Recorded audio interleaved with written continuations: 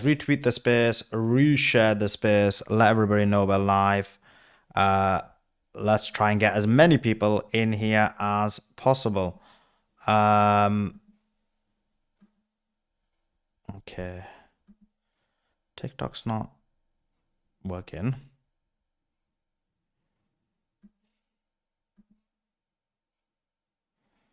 One second, guys. I was super excited for this as well. I thought TikTok's gonna work. Just give me 2 seconds. By the way, guys, we're live on YouTube. We're gonna be having Scott Ritter on. We're gonna be having Lieutenant Colonel Anthony Aguilar on, and we're gonna have lots of people on. So yeah, if on TikTok, apparently there's no audio as well. So just give me 2 seconds. We tested this out, so I don't get why it's doing that. But yeah, we should have that sorted in a few seconds. But in the meantime, guys, yeah, we're gonna have on Scott Ritter's coming on. We're gonna have on who else? Who else we got on? We've got Lieutenant Colonel Anthony Aguilar, and we've got who else? We've got CIA Larry Johnson. So that should be really, really good. So watch out for that. We've got really great interviews coming up. Going to be very, very important. So yeah, just retweet the space, reshare the space. Actually, are we live on X? Let me just see. Hopefully we're live on X at least. Yes, we are. Let me pin that one. And let me put that in the nest as well. So if you can, guys, can do me a favor, you can put this video, the videos in the nest. If you can retweet that and reshare that, that would be awesome as well. TikTok, guys, give me a few seconds. We're just trying to sort the visuals out. I don't get why it's not working. So just give me a few seconds if you're on TikTok. But everything else seems to be working. Just give me 2 seconds. But anyway, guys, retweet the space, reshare the space. Let everybody know we're live. That would be awesome. And guys, yeah, I was going to give you the news, but let me just give you an overview of the news because obviously we haven't got enough time. But essentially, the UAE has been hit again. We also have a scenario where it's been confirmed that they're going to be, wait, okay. No, not mute audio. So people saying there's no audio. Wait, mute audio. No, that's fine. Audio, what's this one? Sound effects. Maybe it's this one. Yeah, guys, if you could retweet the space, reshare the space. Sorry, guys, a bit of a panic situation while we're sorting this out.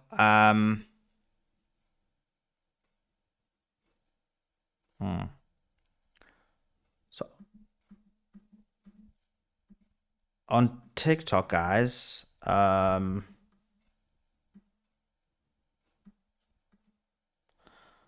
not sure why the video is not showing, but can people let me know if the video is showing?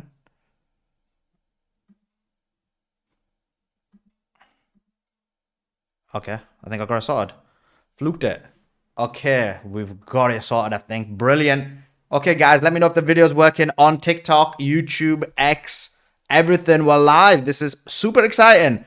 Okay, retweet the space, reshare the space, let everybody know we're live. We should have Scott Ritter coming on any second now. This is going to be awesome. Awesome to say the least. Last thing and then we're ready. Okay, let's get into this. Lots to speak about, lots to get through. We're going to have Scott Ritter on. It is going to be awesome. Make sure you're letting everybody know about this. This is awesome. We're going to have Scott Ritter coming on in a few seconds. So that should be really, really good. We should have on, who else we got coming on? We've got Lieutenant Colonel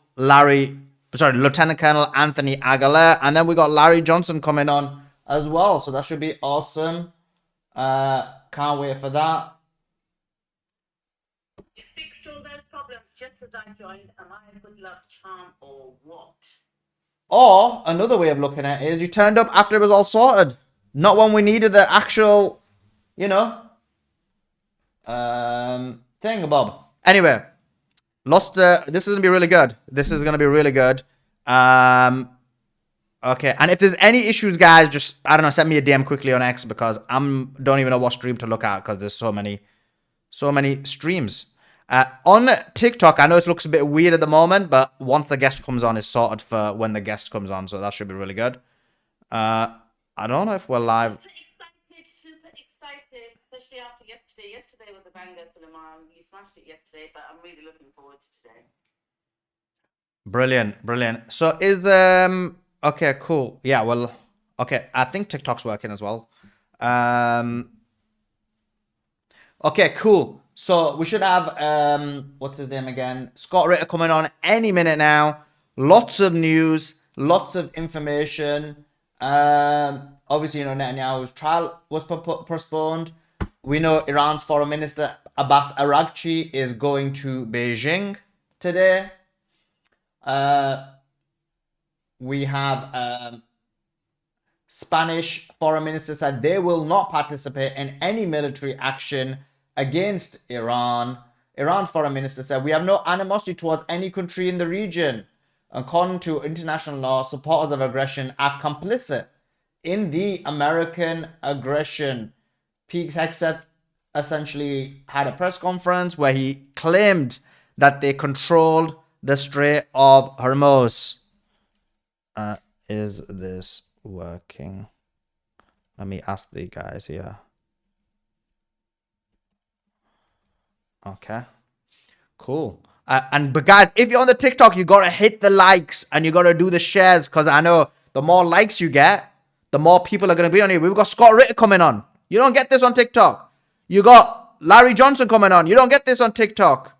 You got who's the third person? Lieutenant Colonel Anthony Aguilar coming on. You do not get this on TikTok. If someone can check TikTok as well for me and make sure it's working, because there's not many messages I can see. It keeps saying follow, like loads of people are joining, but it doesn't say whether it's live. But actually, maybe I should check myself.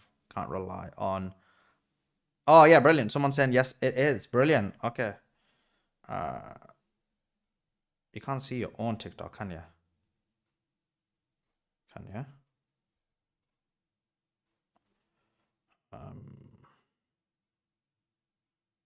Okay, mine doesn't say whether it's live. Okay, brilliant. It's working. So we got some great guests coming on, great interviews. It's going to be brilliant. So watch out for that. It's going to be really good.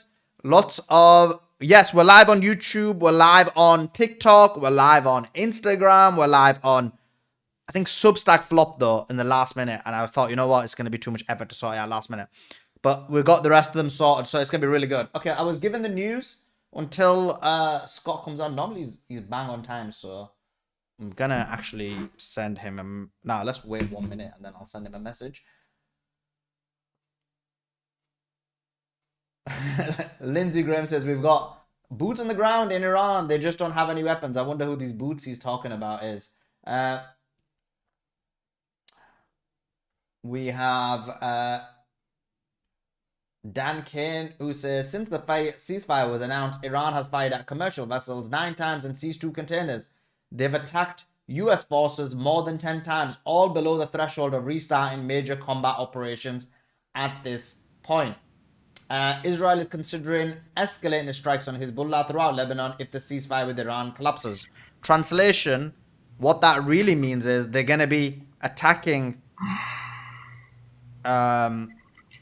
Brilliant. I think we've got Larry on. Brilliant. Let's get him on.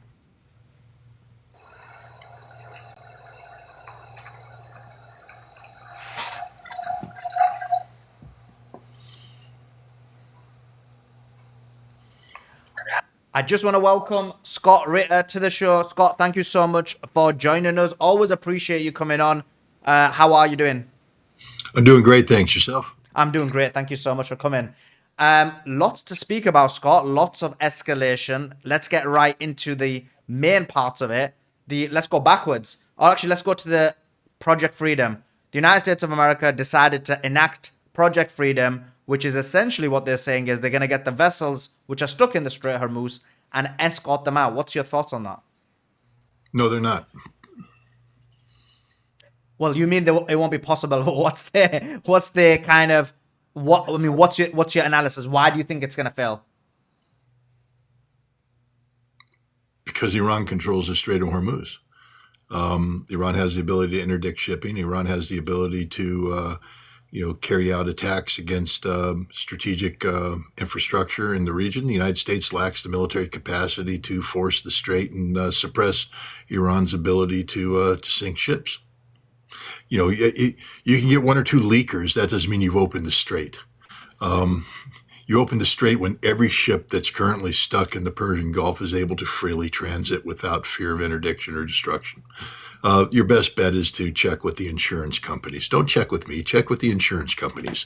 And if the insurance companies are willing to underwrite the cargo of the ships and say, we think it's safe for you to transit through the Strait of Hormuz, then Operation Freedom has succeeded. Until that time, it's a failure. And there were claims by the United States of America allegedly that 2 ships had been able to get out of the strait. What's your information on that? I read what the United States has posted. I don't know. I'm not in a position to contradict that.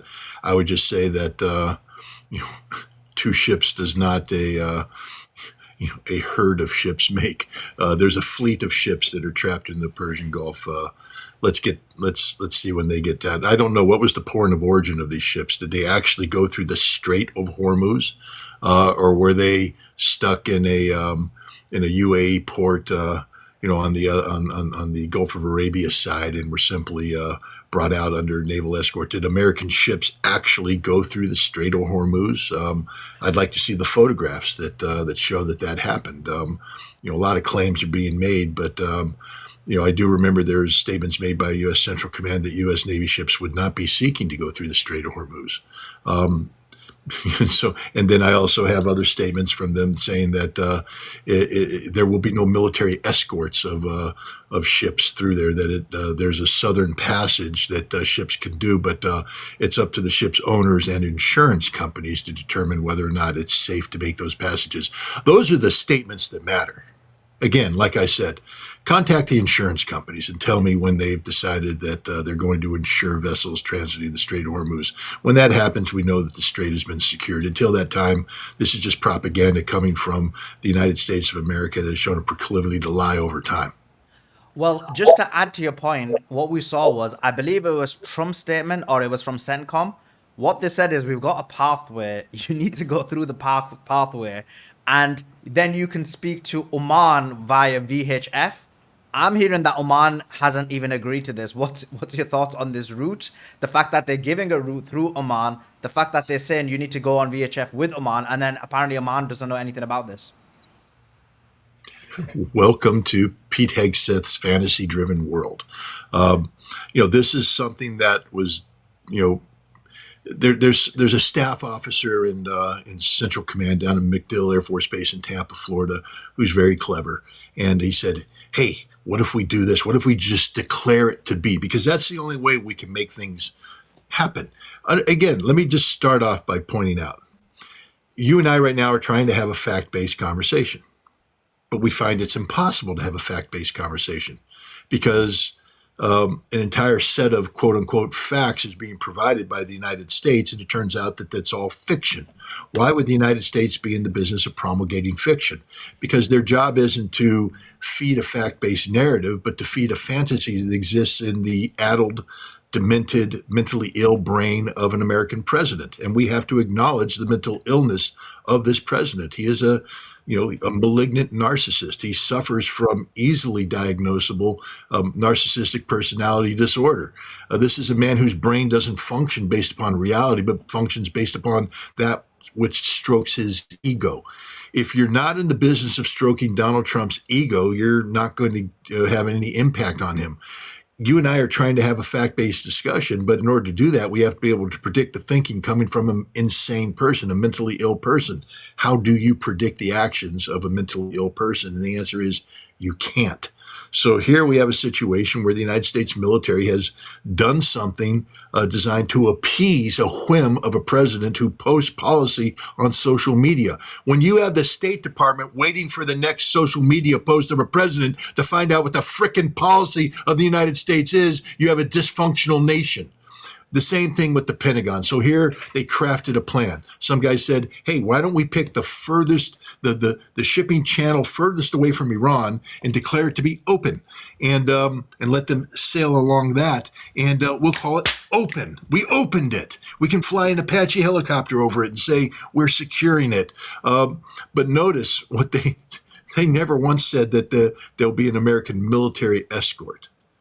They basically put the total onus on the owner and the insurers. Make sure they also, I think the same statement said, we can't guarantee there's no mines there because we haven't adequately swept the passage, which means we don't control it.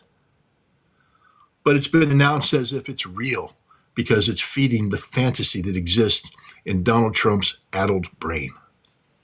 Now, last night they claimed that they'd basically taken out a number of these boats that Iran uses, the Iranian Navy uses, the speedboats, or fast boats. Now, reports have now been confirmed that actually what they targeted and hit was apparently 2 civilian vessels and killed 5 civilians. What's your information and thoughts on that?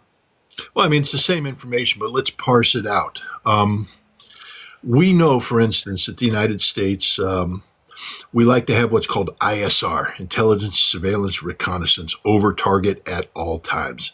And we have a history of doing this, even in the most, demanding environments. If you recall, Chapman, the airman who died in Takurgur in Afghanistan, Roberts Ridge, he got the Medal of Honor based upon a videotape produced by an American drone flying overhead, recording the totality of the conflict. And in that, we were able to see the truth about what happened, not the fake crap that the Navy SEALs put in their after-action report, but what the truth was. And it was sufficient to give him a Medal of Honor and contradict the testimony of a Navy SEAL who was given a Medal of Honor because the SEALs had to have a Medal of Honor if the Navy was going to get a Medal of Honor.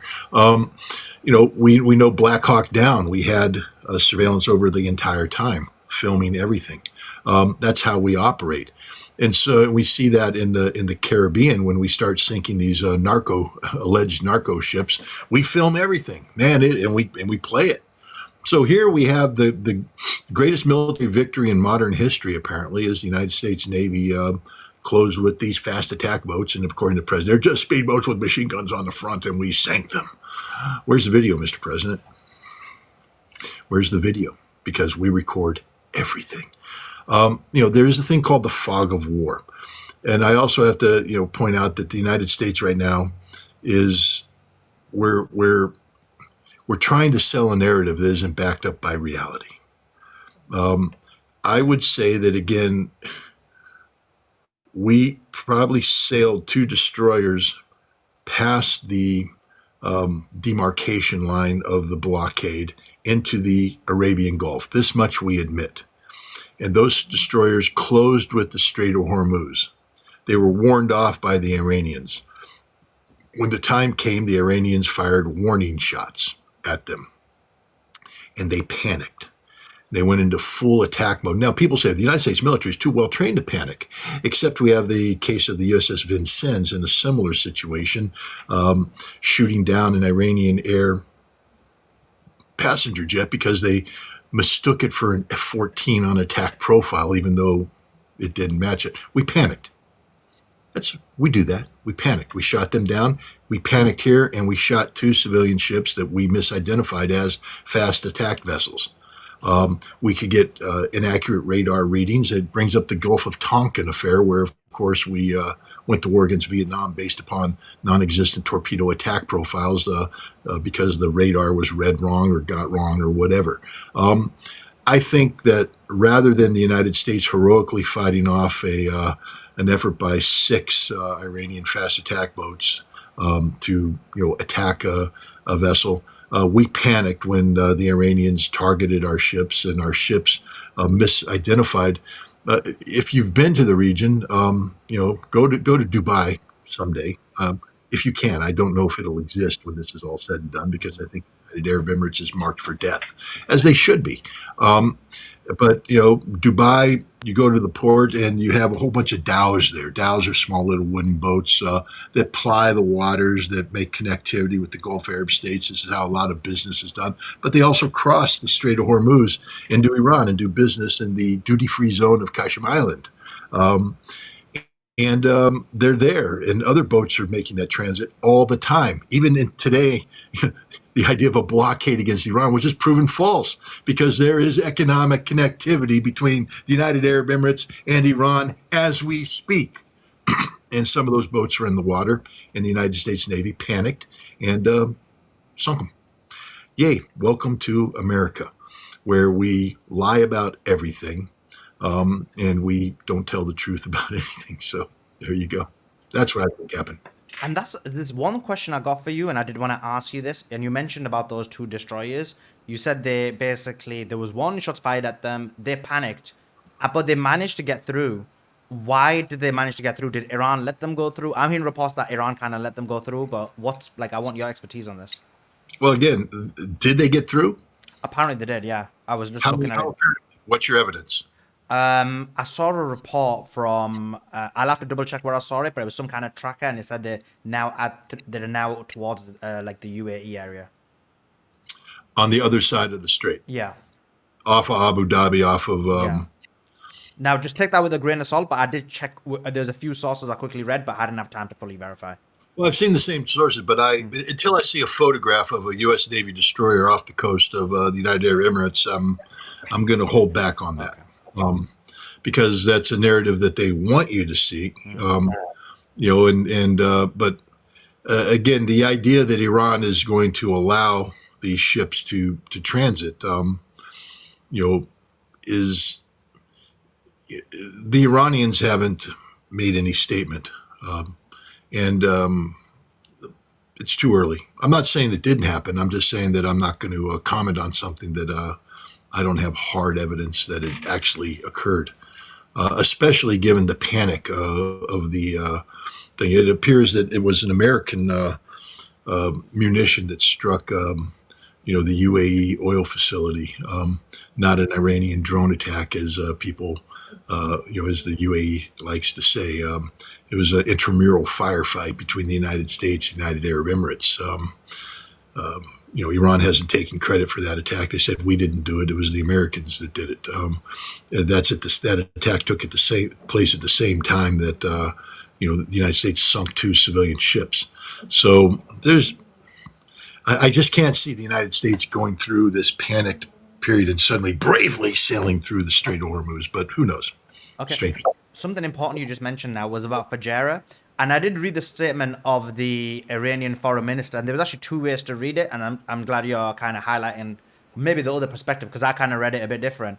And one was, he was basically saying, it sounded like he was saying, as you said, that many people thought this was the United States of America hitting Fujairah oil refinery, industrial center. And the other claim, or the other way of reading it, was that actually this was a response, because the United States of America was warned, if you attempt to do what you're trying to do on the Strait of Hormuz, the target will be this, and because you did this, now we've done this. So there was two ways of reading it. So you think it's definitely the former, and if you can elaborate on why you believe it to be the case. First of all, I don't definitely think anything, because I'm not there. Back when I was an intelligence officer, I had access to sources of information that were hard. I could put eyes on target and confirm things. Today, I'm an analyst sitting thousands of miles removed from the problem, relying upon data coming through sources that are untested, unknown, unverifiable. So I don't know anything. I'm just saying that, past precedent does guide, current assessments, and the United States has a history of lying. The Iranian government less so. That doesn't mean that the Iranian government can't be, wrong in things they've been saying. We know that there appears to be some sort of disconnect sometimes between the IRGC and the civilian leadership. We also know that because Iran has made the decision to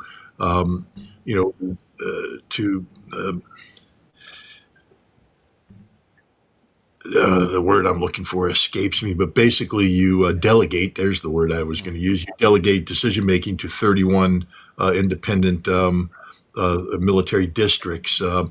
That these military districts are capable of operating on their own. They have authority to do so, and sometimes they act without full coordination with the Iranian government because they're still in a time of war. So there's the potential for disconnect within the Iranian messaging apparatus.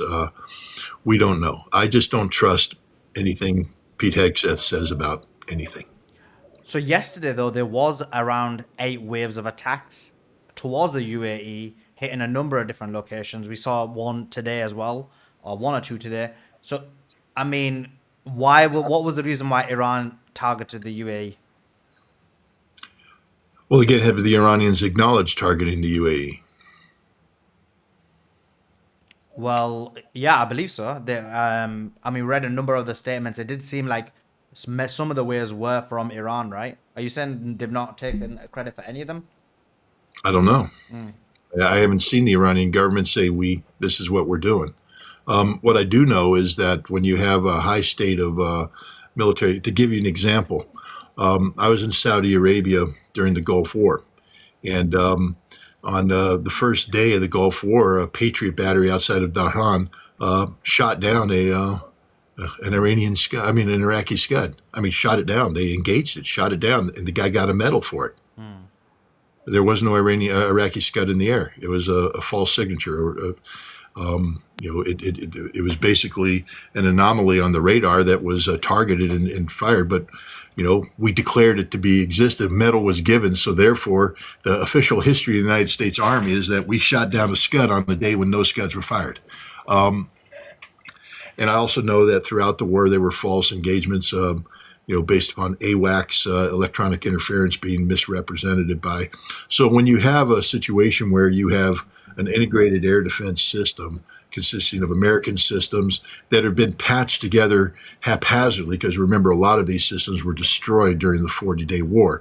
The United States now brought in, Israel has come in, so now you're linking Israeli systems with UA systems with American systems. And now they're on ultra high alert, which means they have the sensors out there looking for everything. That there's plenty of opportunity for mistakes to be made.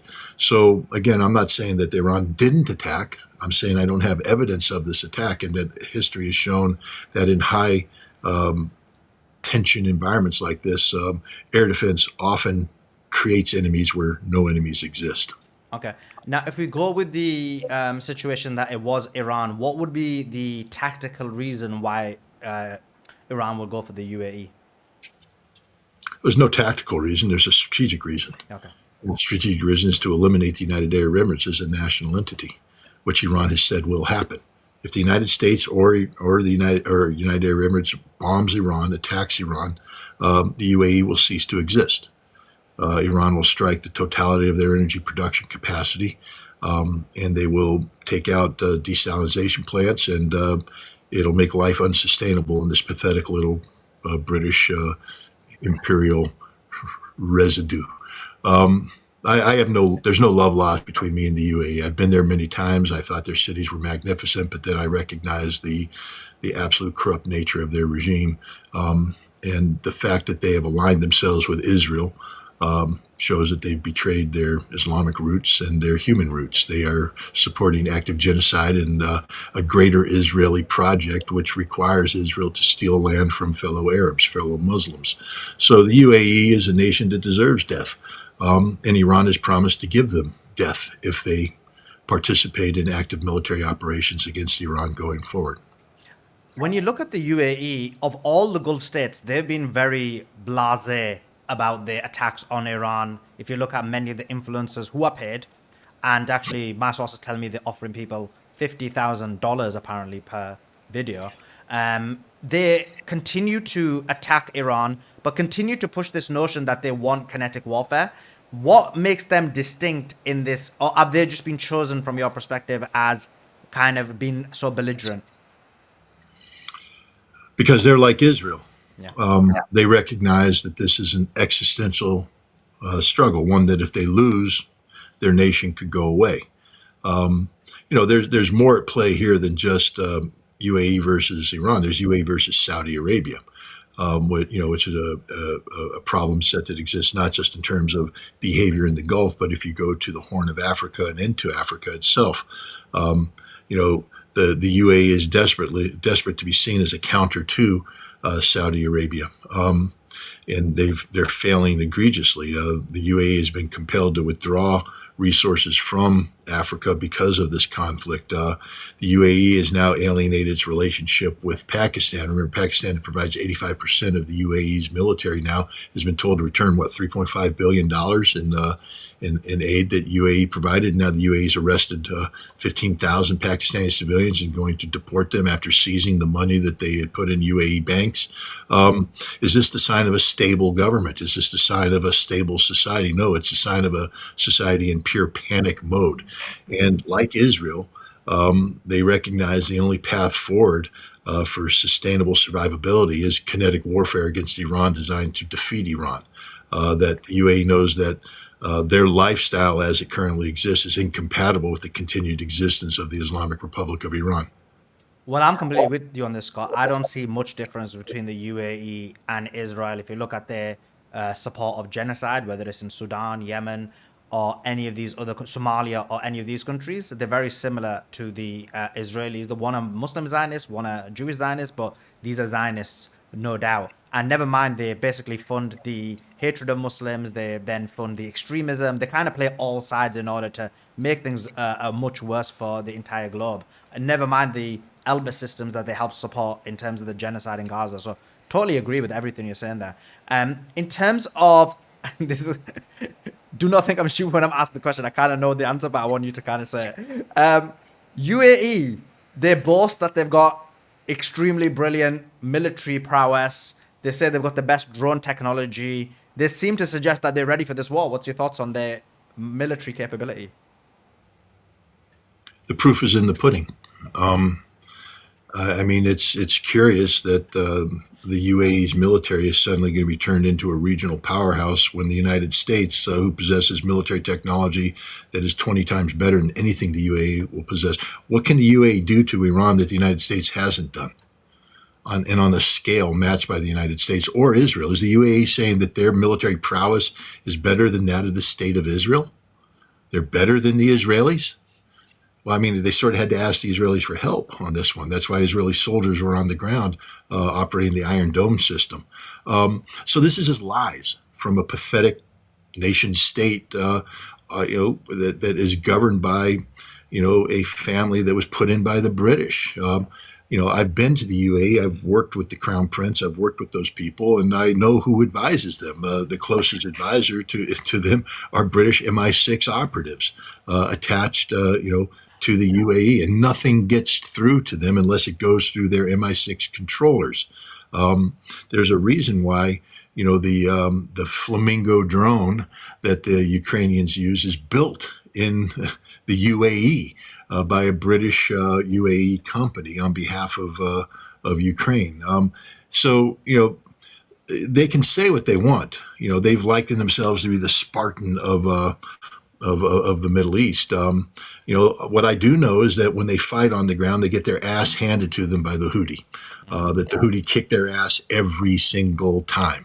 I do know that they're incapable of putting out an army composed of actual citizens of the United Arab Emirates, because the citizens are a bunch of fat former Bedouin who don't know how to survive in the desert, who hide in air-conditioned buildings, screwing their Thai whores that they bring in. These are horrible human beings. Horrible human beings. They're not good people.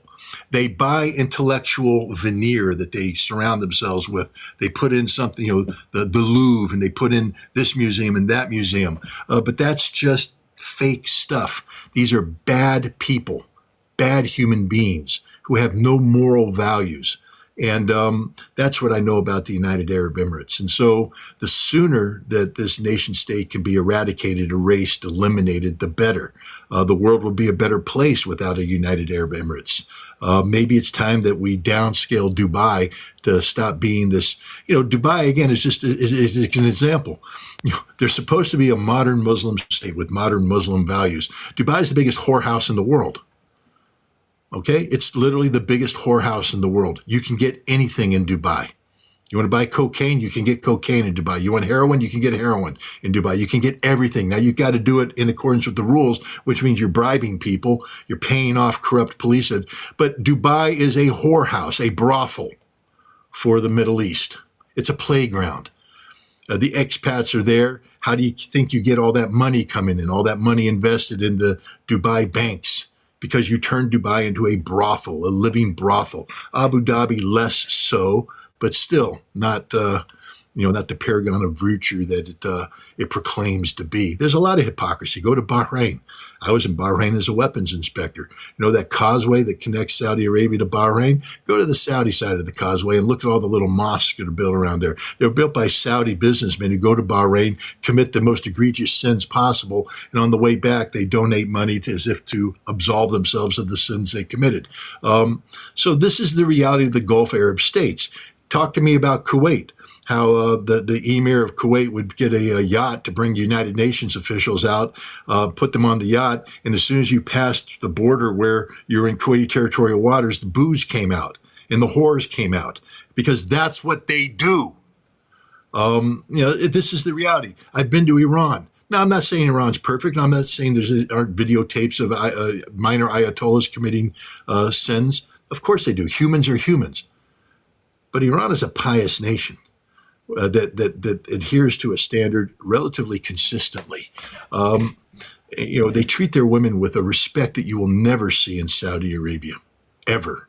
These people that posture the Iranians as being these savages, and because that's a word that's used, savages. They're not. They're the most civilized people in the Middle East right now. The savages are the former Bedouin head choppers, the Wahhabists who control Riyadh today or have been put in place by the British so that the British can retain some sort of neo-colonial control over the Middle East.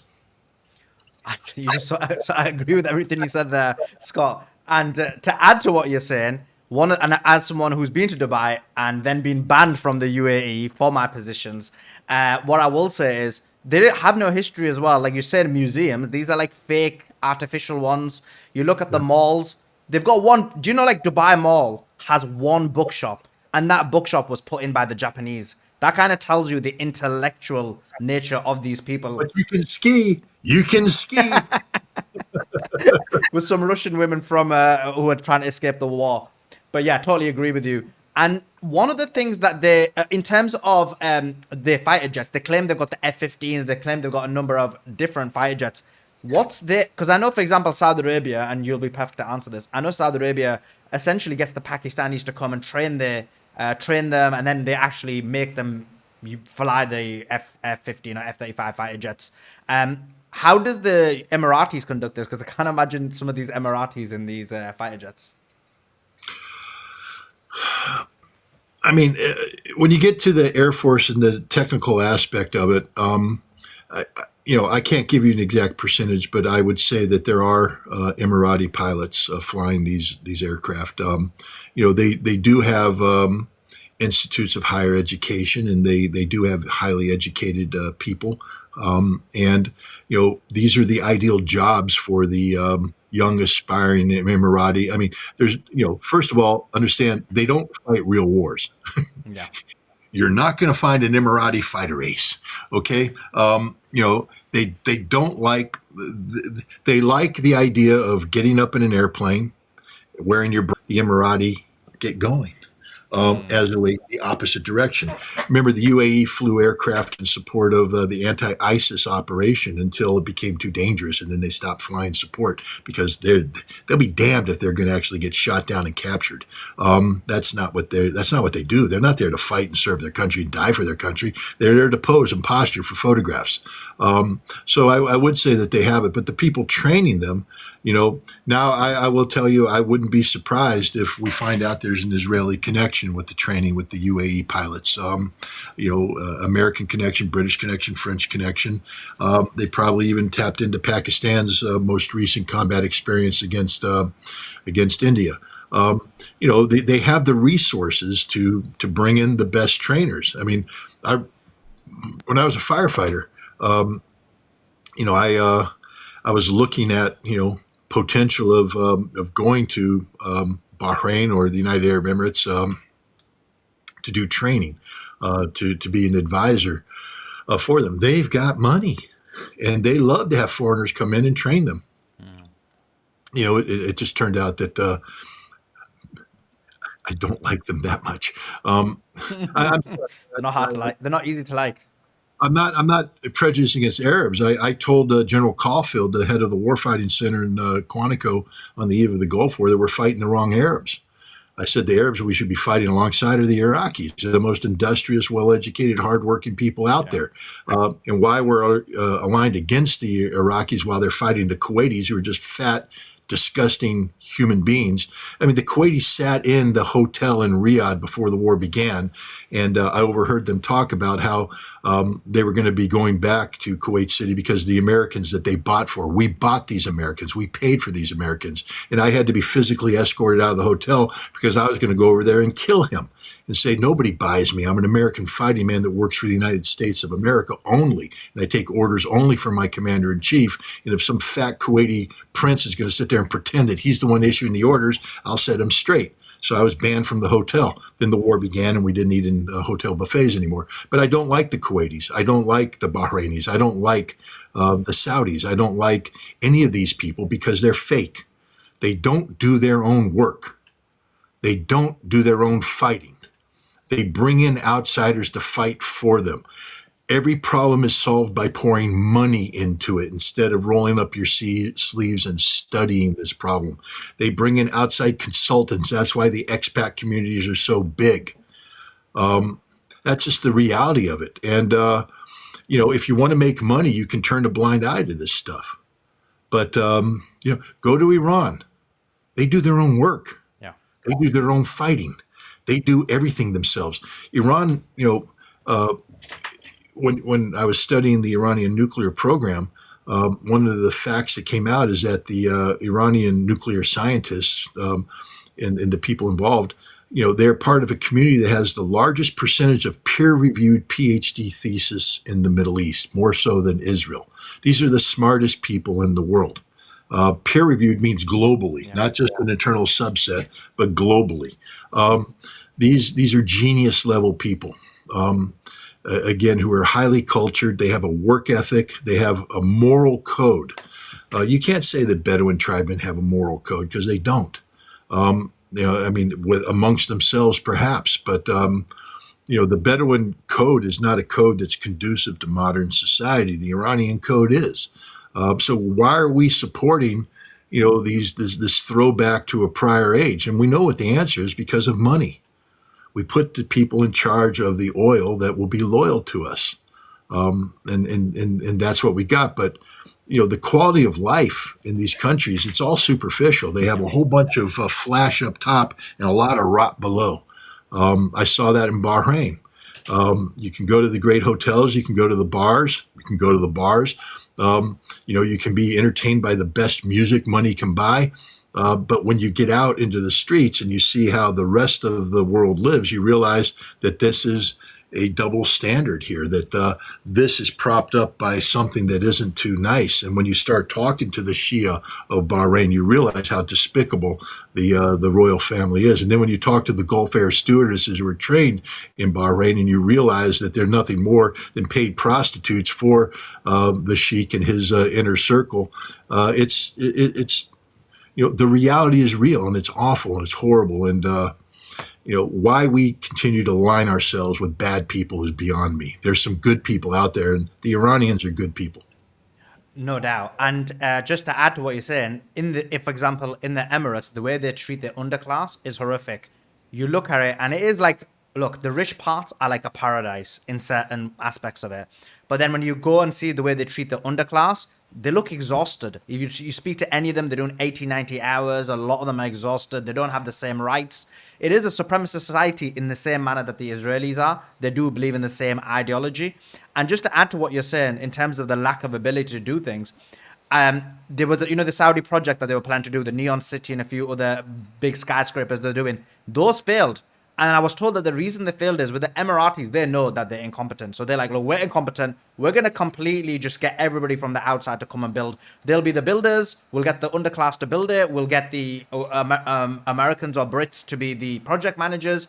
And there won't be any Emirati involved in the entire process. With the Saudis, they still want to be the project managers. And so that's why the project just continues to fail. So it just demonstrates this lack of ability to do anything which is comparable to the West or even Iran. So I completely agree with what you're saying there. But Yeah, then, when you buy your engineering degrees, which is what they do, these princes send their son to universities. The sons drink and whore, play sports, lift weights, try to look beautiful, have a nice lifestyle. They do anything but study. But when you are underwriting a major program or a couple chairs, the so and so chair of philosophy and the so and so chair of this are all paid for by that. The son is going to get passing grades. He's going to be an honor roll student. He doesn't learn anything. He comes home with this degree, and now they have to put him to work with this degree, but he has no work ethic. He continues to whore and drink and all this stuff, but he doesn't have an engineering mind. But now he's a project manager who can't manage, but they won't admit it, so the project fails. Welcome to the Middle East. totally agree. Well, Gulf states, but I agree with you. And so bringing it back to these attacks that happened yesterday, whether they're from the United States of America, whether it's from Iran, is there going to be a response? Because the Israelis and all the Emiratis are like, something's coming. This is our October 7th. Like, we're going to respond. We hear that the Israelis are saying we're going to respond for Emirates. We hear we had the Trump administration say the opposite. They're like, look, it didn't even meet the threshold. What happens? Well, let me put it this way. When the UAE is attacked by Iran, you'll know they're attacked by Iran. I mean, isn't it quite obvious when the missiles... did you see the videotape of the missiles coming in over the Dubai sky? Yeah. This last time? No, this last time. Oh, no, I didn't know. Oh, really? But I thought they were attacked. You see what I'm getting at? Interesting. When the United Arab Emirates is attacked, they'll know that they're attacked, and we'll know that they're attacked because they'll be attacked. Whatever happened wasn't an attack. Because they still exist. They won't exist when the attack happens. This is the message that Aragchi sent to Vladimir Putin. And this is why Vladimir Putin called Donald Trump for 90 minutes. He said, don't do this. Because if you attack Iran, they will change the world, the global reality overnight. This is why Kuwait has declared a state of emergency and Bahrain has declared a state of emergency, because they understand what's about to happen. There are no defenses against what's about to happen. The attack against the United Arab Emirates will be sustained. You will be able to know that it's happening by the sound and light show that's occurring, but also by the fact that entire swaths of UAE infrastructure will be eliminated. And you know this. What's the water table of the UAE? I mean, how much water? What's their aquifer like? Not great. Yes. So how do they support those big cities, Abu Dhabi and Dubai? Desalination? Yeah, without desalination, it's over for them. Thank you. And that's what's going to happen. They aren't a regional superpower because they have easily identifiable Achilles heels, which will be struck repeatedly. They'll die as a society. And as I said, that's a good thing. I feel bad for the people that will suffer because of this, but I don't feel bad for the ruling families, not at all. They've ruled too long and they've blown it. They have no credibility. They're not good people. They think they can buy their way out of everything. I don't know where I'm going to go if I die. I don't know if there is a heaven, and if there was, if they'll let me in. But I would just ask one thing: just let me be at the pearly gates when the UAE royal family shows up for admission. Scott, we're on the same page here. Let me be the person by your side while I'm watching that. Let me be. Yeah. Afterwards, you can do whatever you want with me, okay? You can open up my book and go, you're going to hell. Fine. Send me to hell. But before you do, just let me be there and take a look at what's happening here because those are really bad people. Totally agree with you. Totally agree with you. If when I hear what they did to Sudan, the genocide they did, when I look at the amputating the children and using it for rubber, look, these people are not good human beings whatsoever. Right. Now, Scott, one question for you though. When we during the first 39 days, we did see a number of drones, a number of missiles be sent to UAE. My understanding, but I want your expertise of this. My understanding is the reason they did it, they sent the more older missiles. Just like in True Promise 1, do you remember when I spoke to you, I think like a year ago, you said, look, they're testing their systems out. They're figuring out what their weaknesses are because when the real attack happens, they're going to hit them. That's what my understanding of what's been happening there is. But if you can elaborate, maybe you've got a better understanding of what happened there. Because there was a number of missiles and drones that were sent towards Dubai. Oh, more than were sent towards Israel. Yeah. But I think the answer is to you need to first of all, it's a political statement. When you have the leaders of the UAE, basically saying that we're immune to this, it doesn't get us, then boom. Well, wait a minute. I remember talking to Mario Nafal on the opening day of the war, and he was in his little golden tower that he's in, and he's sitting there, and I said, dude, you're going to get Dubai. They'll never attack Dubai. Boom, boom, boom. Yeah, they are, and they will. But the UAE was a very heavily defended position. Again, Israel. Why would Israel take Iron Dome out of Israel to the UAE? People have to ask themselves this question because the UAE is essential to Greater Israel. They are the same thing. And so you have American defenses, you have UAE defenses, and you have Israeli defenses. And the way you defeat them one way is to just saturate, make them fire everything. And that's what they did. And now to replace it, you're not going to get it up to where it was. So the UAE is going to be, instead of operating at this level, they're going to be down here someplace. And it's just easier. The Iranians will come in and saturate it and take it out. They don't have the capacity to defend against Iran's high-end missiles. And all it's going to take is a handful of high-end missiles striking the right points. You shut down pipelines, you shut down oil production, you hit critical production facilities that can't be replaced. You don't need to light those storage tanks on fire. You just need to blow up critical production, critical refining capacity, and take out the desalination plants, take out power generation plants. I mean, it's going to get hot pretty soon. You take out the air conditioning and all that big, the big buildings they have, no one's going to be in them because nobody can live in them because there won't be any air conditioning. It's the end. It will be unlivable because if you're there in June, I was there in June, it's without the air conditioning, it's completely unlivable, irrespective of where you are. Yep. So I don't know why the UAE is so hell-bent on committing suicide. I think it's part of the posture. I think they're posturing. Really? Because the alternative is suicide. They're not going to win. They're simply not going to win. They'll be destroyed. Or they think that there's maybe a deal, like a ceasefire, a total complete agreement, and then that places them very close to Israel and the United States of America and becomes their main partner in the Middle East. Could that not be the calculation?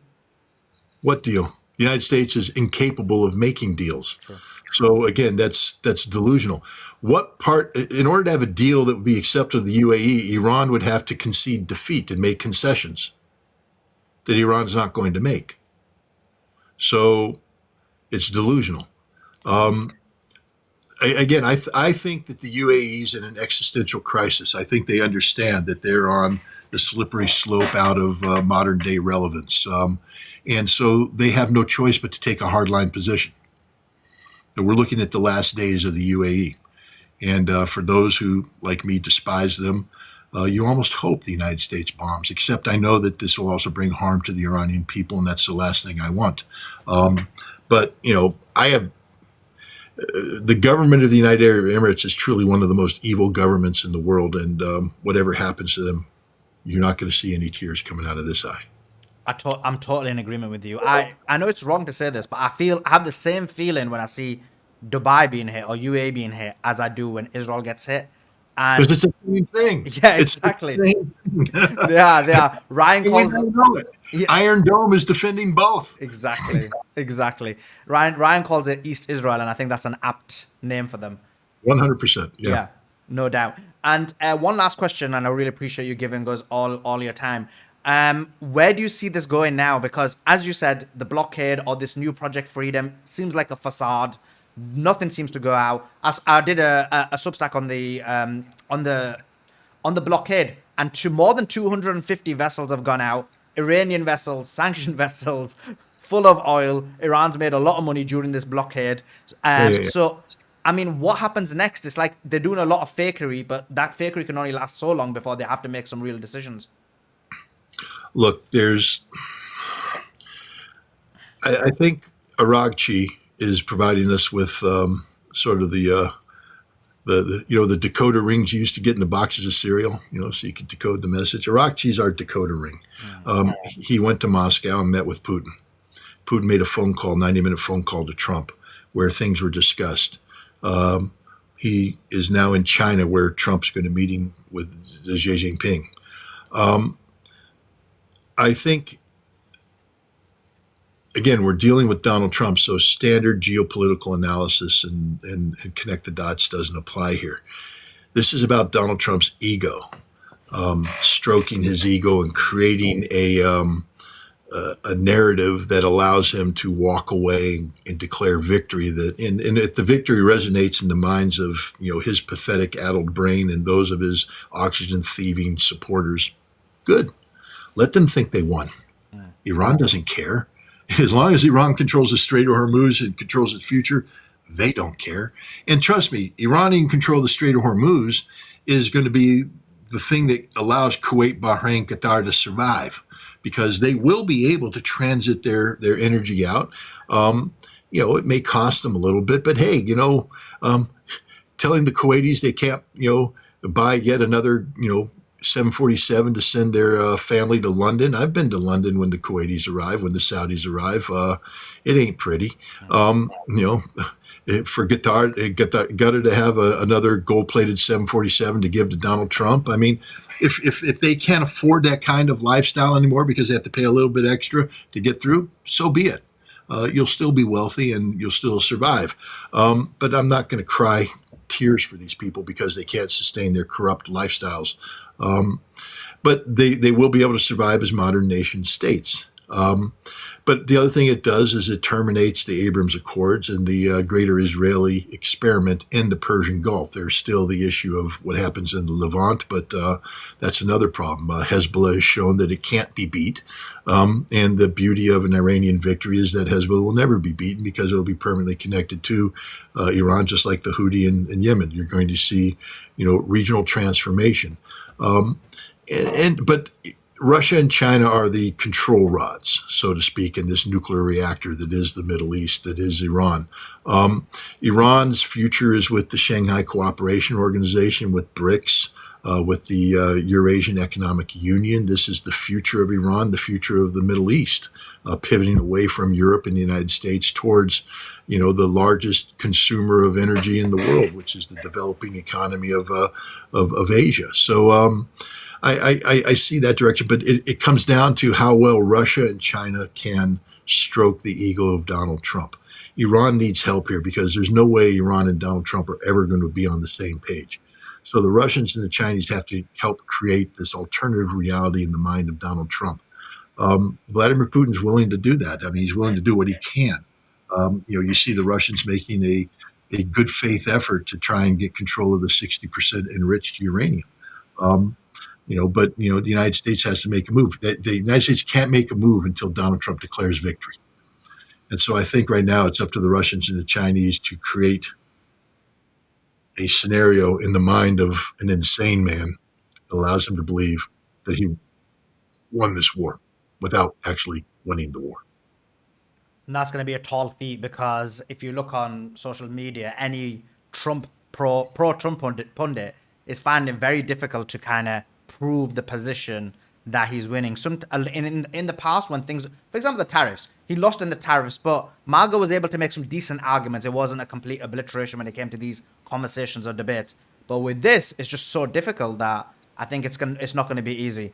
Scott, thank you so much for taking your time out to join us. Trust me, this was one of my favorite because of our joint dislike of the UAE. People are going to be, they're already trolling in the chat, talking about how much we both dislike the UAE. Well, what I know is, you know, there used to be the option to fly through Dubai to get to Russia. That option no longer exists. So, Well, welcome to the club, Scott. I'm banned from the Emirates, so we'll have to create our own pathway. But appreciate you coming on, Scott. Where can people find you? I know there's a lot of AI versions of you, which isn't you, but where else can people find you? yeah, all I would say about the AI version is, if I'm standing here not moving and talking like this, and my it's AI, because I don't do this. As you see, I get a little animated and stuff. So you got to see movement in order to be real. Two, the background's got to look like this. It can't look like some sort of distorted, clean version. No, ScottRitter.com is a one-stop shop. You go there, you get to my Substack page. On my Substack page, there's a number of tabs that get you the different projects that I'm involved in. It's free subscription. So go there, read. Nobody asks anything. What I would point out, though, is like you, I'm an independent journalist. So like you, I depend upon the support of supporters, followers, etc. So I would encourage everybody to support Suleiman's work, to keep him on the air, so he can bring in guests. If you like me as a guest, great. If you like the other ones, great. But it only happens if he's able to do this. But I'm the same way. A subscription to my Substack pays my salary, which means that allows me to pay for the electricity that powers my computer, puts a roof over my head, it puts food in the refrigerator for my wife and I, and feeds my dogs so that they're quiet while I do podcasts like this. But I do travel. And for instance, I'm getting ready to do another trip to Russia. I think it's important to go to Russia, especially as we enter the 5th year of this conflict. You can't, Russia's a moving target. I've said that my mission is to bring the Russian reality back to the United States as an antidote to Russophobia. But if I'm dealing with 2-year-old information, Russia has changed. The things have changed. So it requires, to go and update one's database, to interview people, to visit things, to go see things firsthand. And so that's what I'm going to do. But it requires also financial support. I pay for everything. I know there's a lot of people who hate Scott Ritter out there and call me, Putin's puppet and all this stuff. I pay for my airfare. I pay for my hotels. I pay for my transportation in country. I pay for my food. I pay for studios. I pay for cameramen. I pay for interpreters. I pay for editors. I pay for producers. I pay for everything so that nobody can say that somebody is influencing my work. But that's not cheap and it's not free. And so that is the donation button. When you donate, you're helping me be an independent journalist. When you subscribe, you're helping me survive here in the United States. If you can do one, great. If you can do both, great. But again, I just say support independent journalism where you find it and you like it. Without us, mainstream media will take over and you'll get narratives that don't match reality. Well, Scott, you've been instrumental in letting people know the reality of what's going on in this war. This is why so many people have woken up. So I definitely encourage every single person on all the different streams. We're on everyone. We got the millennials, the Gen X's, the Gen Z's. We're on TikTok. We're on Substack. We're on everything. So sorry? You got the boomers? We've got the boomers as well. My Facebook is full of the boomers. So everyone, make sure you follow Scott's Substack and do donate to him. He's so right. It's not easy to do this. We really appreciate you. I think everyone should be supporting you. Thank you so much for taking your time out to join us. Thanks for having me. Appreciate you as always. That was Scott, guys. Make sure you go to his Substack. Make sure you follow. Make sure you subscribe and do donate to him. He's 100% right. It's not easy to do. You know how hard traveling is? I'm literally myself thinking, look, I can't travel because of the financial burden. So give him the support, give him the help, subscribe to his channel. In terms of this YouTube video, make sure you like it. Make sure you comment on it. Make sure you subscribe and have your notifications on. Look at the guests we're getting, you guys. Golden guests, pure gold. So subscribe to this YouTube. Next, we've got on Lieutenant Colonel Anthony Aguilar. He's coming in a couple of minutes. And then we've got Lieutenant... Then we got the ex-CIA, Larry Johnson. What a lineup. We got the Kings coming on today. We got the 3 Kings coming on today. Awesome lineup. So in this YouTube video, subscribe to it. Sorry, like this video. Comment in the main section. And I don't know how else to boost a YouTube video, but you guys will know. So do that for me. And then separate to that, Subscribe. Have your notifications on. We've got so many great interviews coming up today. We've got so many great interviews tomorrow. Tomorrow we've got Treaty Parsi coming on, and possibly Professor Morandi coming on tomorrow. And then we've got the debate with Rabbi Shmuley as well. I just want to thank these people who sent super chats. Hoz, thank you for your super chat. He says, love Scott. Wendy, with your super chat, thank you so much. And she says, appreciate your efforts. I'm with you every day. And Zaf with a super chat as well. Thank you so much for your super chat. Numero with the level 1 membership. Thank you to the Moral Resistance. Hussein to the level 1 membership. Welcome to you to the Moral Resistance. And AA Hope level 2 membership. Appreciate your support. Welcome you to the Moral Resistance as well. So much great support we're getting here. I really appreciate it. Such a great lineup. So like, comment, subscribe. And let me know your thoughts in the comments. Did you agree with myself and Scott about the UAE? I know there's a lot of people who may disagree. They have a lot of love for maybe the UAE. I get a lot of people who attack when we call out the UAE. So give me your thoughts. I'm just in complete agreement with what he had to say. Let me know your thoughts in the main section of the comments. Like, comment, and subscribe. We should have Anthony Aguilar coming on any minute now. If you can do me a favor, there's 2 tweets in the nest, guys, as well. If you can quote tweet those, both of them, quote tweet and say, follow, Scott was awesome. Or, for example, we've got, who's next? Lieutenant Colonel Anthony Aguilar coming on. I mean, he went Beatrix mode. Like, what is this? He was like, was there even any hits? I need to look at and it made me think, like, I need to go back and remember what the Iranian statements are, because I obviously assumed that there was. I assumed the statements, they're taking credit for it. I need to go back and look at them. This is very, very interesting. By the way, we're live on TikTok. If you're on the TikTok, share it. Share the TikTok to everyone. Share it. Share the TikTok. And what? Like. I don't know what is up with the TikTok, though. There's less people than normal. But yeah, if you can do that. I don't know what on TikTok, we've got 11,000 likes. That's a lot. But if everyone can share it to your friends and share it everywhere else, that would be awesome. Yeah, that would be awesome. It's the first time we're on TikTok properly. I know we're doing it in America, but hopefully should be good as we move forward. Should be a lot better. So yeah, should be really, really good. Okay, we've got...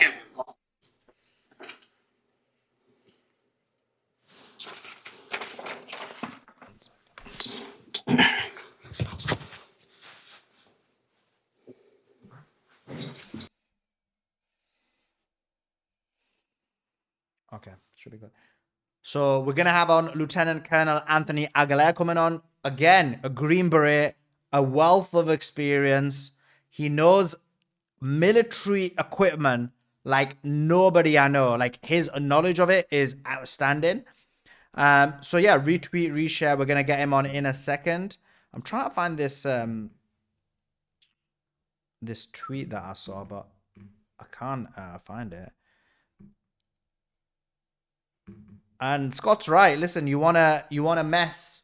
If you're gonna escalate, it's not gonna be good for the UAE. Let's put it that way. Okay, here it is. This is what I'm gonna. Okay, I've got the thing.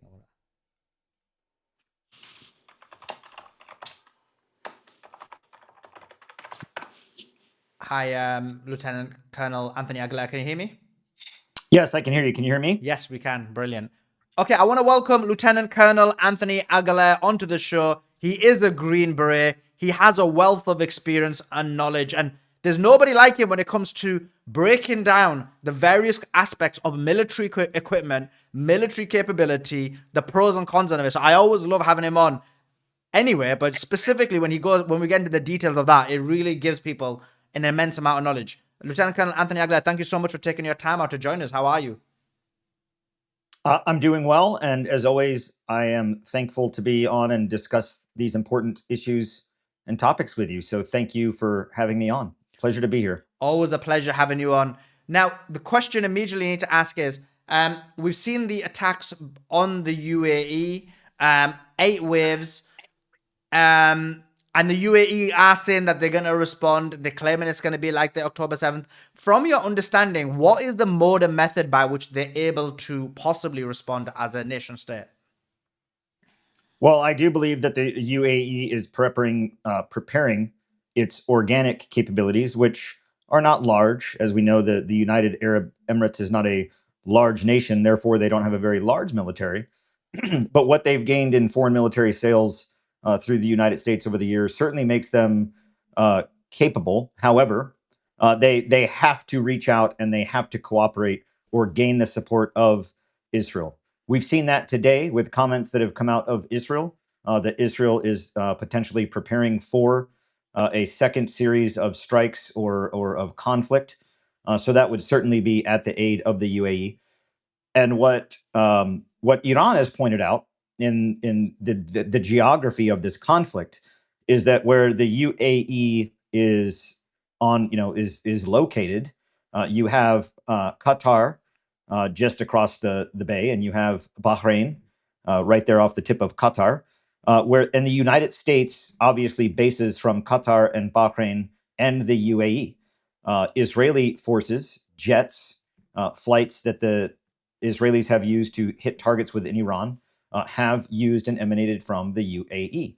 So the idea that the UAE is a neutral party or is just a neutral element of this is not correct. They are considered a legitimate military target or an alliance of the opponent because of their support to the opponent's militaries, the support for Iran and the United States to emanate forces from their country that aren't through just logistics or through lines or passage, but in actual emanation of combat forces. That makes them a belligerent in the conflict. So UAE physically is positioned in a very bad position when you consider the back and forth of this conflict. But they are also now positioned in a somewhat tenuous political position to where now, if you look at this entente or this relationship between the United States, the UAE, and Israel, the United States has become more of the funding mistress to Israel, and the UAE has now become the little sister to Israel in the region that they will now flex. UAE is going to be used. That's the easiest way to put it. That the United States and Israel are going to use the UAE, capitulate through economic alliances. We also know that now, just today, the UAE went into negotiations for currency swap with the United States, meaning that they're going to level their currency to that of the U.S. dollar, and that they will have no foreign exchange fees, basically open trading on the dollar. So when you look at the economic relationship, the UAE is pulled ever closer into the economic, diplomatic, and military orbit of Israel and the U.S. So, can the UAE respond limitedly on their own? They can. It will not be very effective. It will be short-lived, and it will certainly initiate a response from Iran. And I think that the UAE know that. So the UAE is aligning itself more militarily right now with Israel, and we know that. We see that happening in real time, and I do firmly believe that in the coming days, still perhaps within the coming hours or days, as we approach Friday, as we always know, Friday is that conflict trigger point for Donald Trump, that we could see open hostilities, conflict emanating from strikes from Israel, from the UAE, onto the Iranian coast or even deeper. We also know that the United States has moved the Dark Eagle hypersonic. It's a Mach 5 hypersonic missile that can not only fly very fast, but very far. We have moved that into the region. Where we would put that could be on a destroyer, that could be on a carrier or a destroyer or one of the other cruise ships, a cruiser or a battleship. Those could also be land-based. So where those are going to be, I think will be very telling. And we do know that the United States has moved those. We know that the USS Gerald Ford went home today, left. It's now heading back towards the Mediterranean. We'll see which way it traverses. That would be interesting because we know that it left the Indian Ocean. So is it going to go up through the Red Sea and cross by Yemen and up into the Mediterranean, or is it going to go around the southern tip of Africa back to Norfolk, Virginia? That would be very telling also in terms of how the United States is gauging Iran's global response with Hezbollah or the Houthis, or even in some cases with the fight in Gaza with Hamas. So a lot to be seen as we have a lot of big pieces. When you're moving super carrier strike groups through the oceans back and forth, there's a lot of moving parts. So there's a lot of things coming around diplomatically. There's a lot of things that are happening militarily. There are many friction points. And when you look at the information space, we have a president who continues to send out tweets like it's bathroom graffiti, and we have Iran who it does respond in kind to what could be perceived as imminent threats. When the president of a country tweets something like "we're going to wipe your country off the face of the earth," that's not coming from some American influencer. That's not coming from someone in Congress. That's coming from the president of the United States. So if you're Iran, that's something that you certainly have to take seriously. So tensions continue to rise. Military assets continue to move. Military assets continue to be placed in locations that, to me, portend every signal of war. We've just got some breaking news, and I want your immediate thoughts on this if it's possible. This is from Iran's spokesperson, the official spokesperson who has been speaking throughout this war, and he said the following quote: "In recent days, the armed forces of the Islamic Republic of Iran have not carried out any missile or drone operation against the United Arab Emirates. Had any such actions been taken, we would have announced it with full firmness and clarity.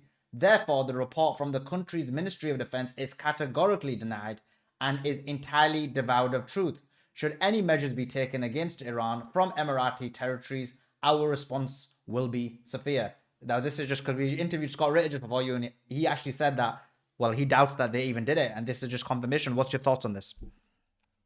Well, based on Iran's statement, I would certainly put it in the category of doubt. Do I trust information at this point, which is a telling point of where we are as a country here in the United States?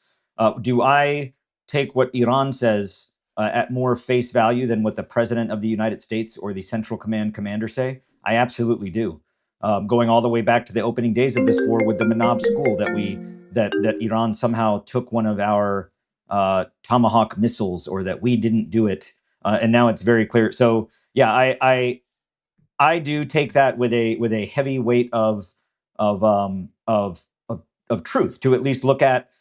Is it possible that Iran did not strike the UAE? Would I say that if you look at the players in the region, especially Israel, could it have been false flags? Could it have been feints? Could it have been some type of an attempt to drag the UAE or to increase tensions as a reason to drop negotiations and go back to a kinetic war? All of those things, I would say, are correct. Yes, yes, and yes. Those could very well be true. Have I seen clear smoking gun evidence that would say, no, it absolutely did not happen or it absolutely did? I have not. And I take things into consideration in terms of within Iran. We do know that Iran does have a mosaic command structure, that there are components of the IRGC or Iranian ground forces that may be acting outside of direct orders. I wouldn't say rogue, but outside of direct orders.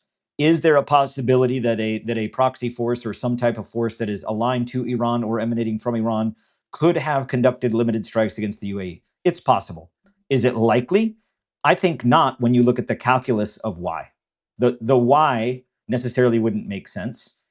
Does it make more sense that Israel or the United States would provocate or do something like this to draw the region into a deeper war and form alliances? Because we know every day Donald Trump is pleading to other nations to join in on the side of the U.S. and Israel, South Korea, Germany, France, making these pleas, making these playground bully callouts that no one has responded to. So could this be a way to drag the UAE into this war as a belligerent, as a member of the Entente, if you want to look at World War I language? Because the UAE would provide a pretty good point that the United States would want to dominate and control when you consider the Strait of Hormuz. And also, very telling of what came out of the mouth of Pete Hegseth today in the Pentagon press briefing when he was specifically asked by a reporter, is this an extension or continuation of the war with Iran? And he unequivocally said no. No. The Battle of Hormuz, so we now have a name. The Battle of Hormuz is separate and distinct from the war with Iran. This is a separate operation. I don't believe that to be true. I don't think the two can be delinked. I think they're intrinsically, inherently doomed to a strategic failure. But if that were the case in terms of how the Pentagon is funding, planning, and gaining authority for this, you would consider the calling this a new battle to gain authorizations from Congress, or to at least keep Congress on the burner for another 60 days for this Battle of Hormuz. And what could that entail? It's not going to be limited to just these Navy guided radio escorts through the the tenuously navigable channel of the Strait of Hormuz. It's going to expand. Now, just for the audience, because they said that when I looked away they couldn't hear, but what the report is from Iran, they are denying categorically that they were involved in the strikes on the UAE via drones and or missiles. And they're saying if it was us, you would know about it, just for the audience. But just to another question I've got for you is UAE's ability, because if the UAE is lying, then they're basically colluding with the United States of America and Israel in terms of pretending that their nation was attacked in order to, so that they can be forcibly, offensively also part of the war. And so, and if they're telling the truth, then either way, they need to be part of the war. So in both scenarios now, they've involved themselves in a offensive manner in the same level as Israel and the United States of America. And so I've got some questions for you in terms of Iran's capability, Iran's military capability. Now, apparently Iran has the UAE has a UAE has a stealth drone called the Jinnah. Apparently it's like a very it's a drone that they've tested in 2023, I think, and then they basically used it in a number of exhibitions. It seems to be, I know it's a very expensive drone, but what's your thoughts or any information you have on it? So looking at the one-way drone or loitering drone capability that is coming out of Israel, the UAE, Jordan, the United States. In my last position before I retired from the Army, I was the capability manager, basically in charge of research and development for U.S. Army Special Operations Command for Special Forces ground soldiers.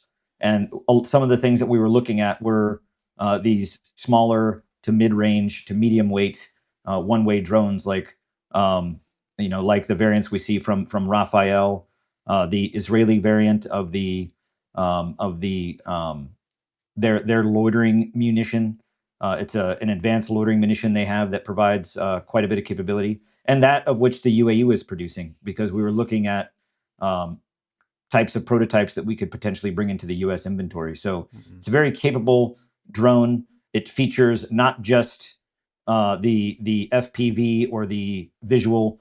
It has various modalities of control and navigation. So let's say that it's being controlled by a fixed point, that it launches and it knows that it's going to a fixed point. It can navigate to that point not only through its own navigation, but if that is delinked or cut, it can navigate through last known point.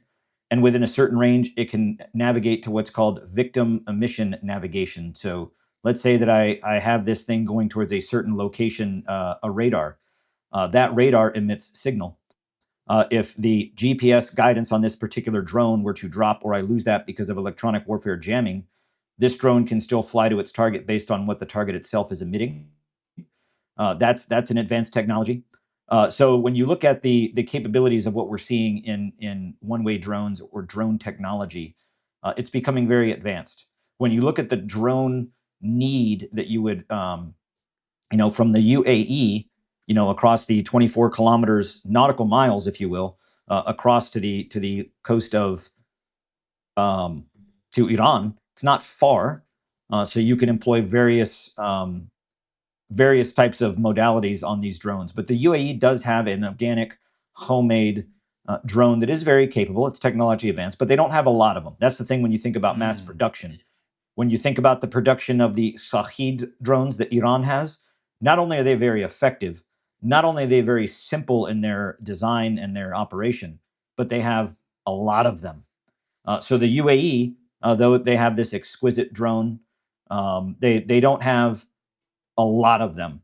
So anything that the UAE does in terms of a strike, attack, retaliation will have to be very measured, very pragmatic, and designed to have an effect, or designed to know that it is simply the opening barrage of what might come behind it from the United States or from Israel. Okay, and another question I've got for you. Actually, let's keep it with the and just what you said as well. Sorry, you're so right, because I think you may have mentioned this in the past, or anyway, many of the military experts I've had on here mentioned this, that there's a point where actually volume is more important than capability. Like if you've got one drone that is more effective than someone else's drone, but they've got like 50 of them, your one's just never going to be able to compete. What's your thoughts on that? Well, if you look at the variants of what Iran can bring to the table, just in drone technology, we're not talking about in when you talk drones, we're talking so you have unmanned systems such as your predators or your large range reconnaissance or your drones that have the ability to fly out, fire a missile, do reconnaissance, and come back, kind of like the U.S. Reaper or the U.S. Triton. These drones that we're talking about, these classifications, Category 1, 2, and Class 1, 2, and 3 drones, are really what we're talking about here. The one-way attack drone with potential loitering capability.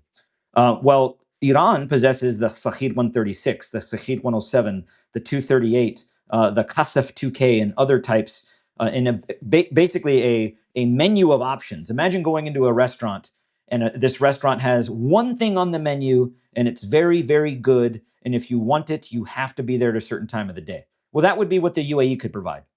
But you go into a restaurant where they're open during all business hours. There's a lot of things on the menu. You can choose whatever you want any time of the day, breakfast all day, if you will.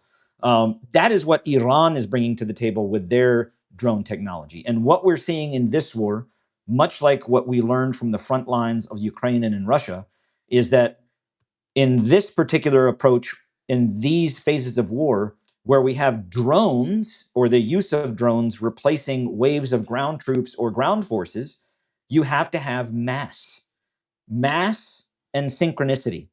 Whereas precision and specific strike is useful for a specific mission against a specific target at a known place and time. But this war has evolved past that. This war has now evolved past the ability to get that one strike of that one specific exquisite capability. You now have to not only defeat an array of anti-missile radar, but you also then have to defeat the things that may try to defeat that. And we know that you're not going to do that with one or two drones in the air. You have to have hundreds. So does the UAE possess the mass in their technology? No, they do not. They don't. And quite frankly, neither does Israel. And right now, when you're looking at it, neither does the United States. The United States is pretty far behind in the asymmetric one-way drone attack drone game. We're behind in that. We were using lessons learned from Ukraine to go into our research and development and design. The U.S. still hasn't picked kind of what it's going to be its go-to. Like, programmatically, we have the Abrams tank, we have the Apache helicopter. We don't have a whole bunch of different helicopters. We don't have a whole bunch of different tanks. So the United States, through its programmatics, never really decided yet on what that was going to be prior to the initiation of this war. So right now, the U.S. is using a lot of different things to do the job of what Iran can do with a lot of mass. We've seen the intelligence. We've seen the photos. We've seen what Iran has said. Iran possesses thousands, if not hundreds of thousands, of already expand. when it comes to drone technology, Iran certainly has the upper hand. Iran also has the upper hand of being on the defense. Okay, and now what another question I've got for you is UAE. The UAE boast like F-15s, various other fighter jets. What's your understanding of their capability from an Air Force perspective? So a couple things here. When you think about air defenses for the UAE, both or air forces, you think air defense and you think air offense. So in air defense, the UAE does have the Russian Pantir S-1, which is a surface-to-air missile, very capable. But they also have the Patriot PAC-3, or the third variant. It's an older variant of the Patriot missile system. But then they also do have THAAD systems. And we know that in this $8 billion U.S. Emergency Powers Act, to where we released military equipment into the region, we do know that the UAE did get some, but then there's also, these in these foreign military sales or these foreign military support, when Congress says yes, release through the Emergency Powers Act $8 billion worth of equipment, that doesn't just show up like that. This isn't Amazon 2-day delivery. So at any time in this, could the U.S. decide, well, we're going to put this here or here? Absolutely. Could I see more of those Patriots or more of what we have limited in our THAAD potentially going to the UAE? It's possible. It also makes them a greater target because, once you start putting Patriots and THAAD batteries, that emits a big signal. It's like a sore thumb. It's like a red light in the middle of the darkness. So it does make it more of a target. But then in their air forces, they do have the UAE F-16, their Desert Falcon. They do also have advanced variants of the Rafael, the F-4 fighter. They use these particularly for to combat and intercept drones. So again, it's very difficult to have a drone on drone war when both of these capability drones are kind of on their own one-way mission. You either have to sacrifice one to take out the other, and then you're losing your own capability, or you have to have something that you can continue to use that takes out drones.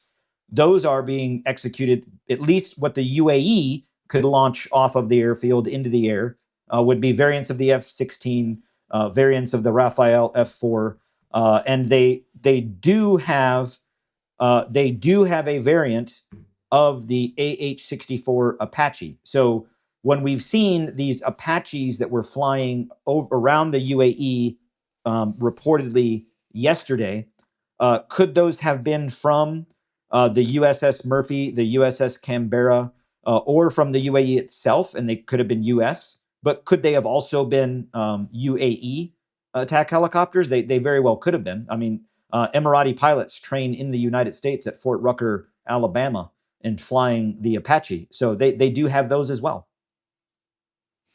Okay, and now coming back to it, I know I want to ask you this, is basically the Israelis have given UAE the Iron Dome. We know they've got the American, you mentioned it just earlier, PAC-3 and various other defense interceptor missiles, THAADs and various others. We know that there was a lot used during the first 39 days war. So I guess, first of all, if you can explain how these different variants are used in conjunction with each other. And then the second element is, how much do they actually have left? So the perception of giving another nation the Iron Dome, Israel has given the UAE components of what make up the greater Iron Dome. And so, the Iron Dome is not one thing. It is an array. So if I have interceptor here, interceptor here, interceptor here, detecting radar here, I have this array. That is the Iron Dome. And then within the Iron Dome, you have measures to detect, measures to acquire, measures to hit. That's where the David Sling comes in, the thing that actually shoots missiles to intercept. So Israel has given the UAE various interceptors from that comprise in their greater Iron Dome capability. But you're not giving them the Iron Dome. You're not giving them everything. It's like if I have a cake, there's a lot of ingredients that go into that. If I give you sugar, flour, and eggs, I didn't necessarily give you a cake. There's a few more things I have to give you, but you can make something that looks like a cake. So the UAE, they have things that they can defend partially, but the reason that Israel or the United States would not give the entire suite of capability to the UAE is because then the UAE wouldn't have to rely on Israel or the United States. See, it's strategic. We're going to give them just enough that they still need us. But also, if you see the statements that have come out of Pete Hegseth today and some tweets today and yesterday, there's this idea of the Freedom Dome, that Project Freedom is going to set up this, emit this Freedom Dome over the UAE and over the Strait of Hormuz. And what's that going to be by? That's not going to be by land-based radars like THAADs or interceptors or Patriot systems. That's going to be through seaborne, what we have on our ships. So that means in order to protect this exquisite Freedom Dome capability, the ships are going to have to move closer to the Strait of Hormuz. That means those destroyers, those cruisers that have that anti-missile capability, they're going to have to then move closer. What really this Battle of Hormuz has done has really shrunk the geography of the conflict now, which is not in the U.S. advantage. Shrinking the geography of the battlefield right now is not in the advantage of the United States and Israel. The United States and Israel, through the F-35, through the F-22, through the Patriots, through long-range munitions, enjoy standoff. Now that that battlefield has shrunk, and we're going to have to actually start putting warships, cruisers, and warships, cruisers and destroyers in the strait or near it to provide coverage over the UAE, Qatar, and Bahrain. Because we know in the opening days of this war, Bahrain got smashed. Yeah. We can't allow that to happen to the UAE. Especially if we want to eject forces or emanate force from there. So it's really shrunk the geography of the battlefield, which is in Iran's favor. And when you see so much of that going on in such a small area, that's where you see tensions rise. And one wrong move, a battleship hit, a warship hit, the red lines that are crossed could then be the spark in the powder keg to this what I think is an impending resumption of hostilities. So it's the U.S. and Israel are only going to provide the UAE just enough to where the UAE can do enough, but that they still have to rely on the United States and Israel because we want their location. We want the UAE because of where they are strategically in the battlefield geography of the Strait of Hormuz. Fair enough. Now, in terms of talking about this Strait of Hormuz, we have a kind of scenario where the US claimed that they've begun Project Freedom, and yet no vessel is willing to go out because they've basically told the vessels, you're on your own, like you need to try and get out. Here's the pathway. We've not even checked whether this pathway has been cleared of mines. You need to speak to the Omanis, but we've not got them on board as well. This is just chaos. What's your thoughts on what's this on Project Freedom and what's happening? Well, I've been much like Operation Epic Fury. I think that Operation or Project Freedom was launched without the depth of thought or the considerations of the what I would call the strategic other. We want to free movement of the seas through the Strait of Hormuz. Okay, who's going to go through it? And until we establish the trust in the shipping companies to go through, which right now that doesn't look like they could or would, it does nothing. The Project Freedom accomplishes nothing if it does not obtain or secure the objective of the operation, which is to open the Strait of Hormuz.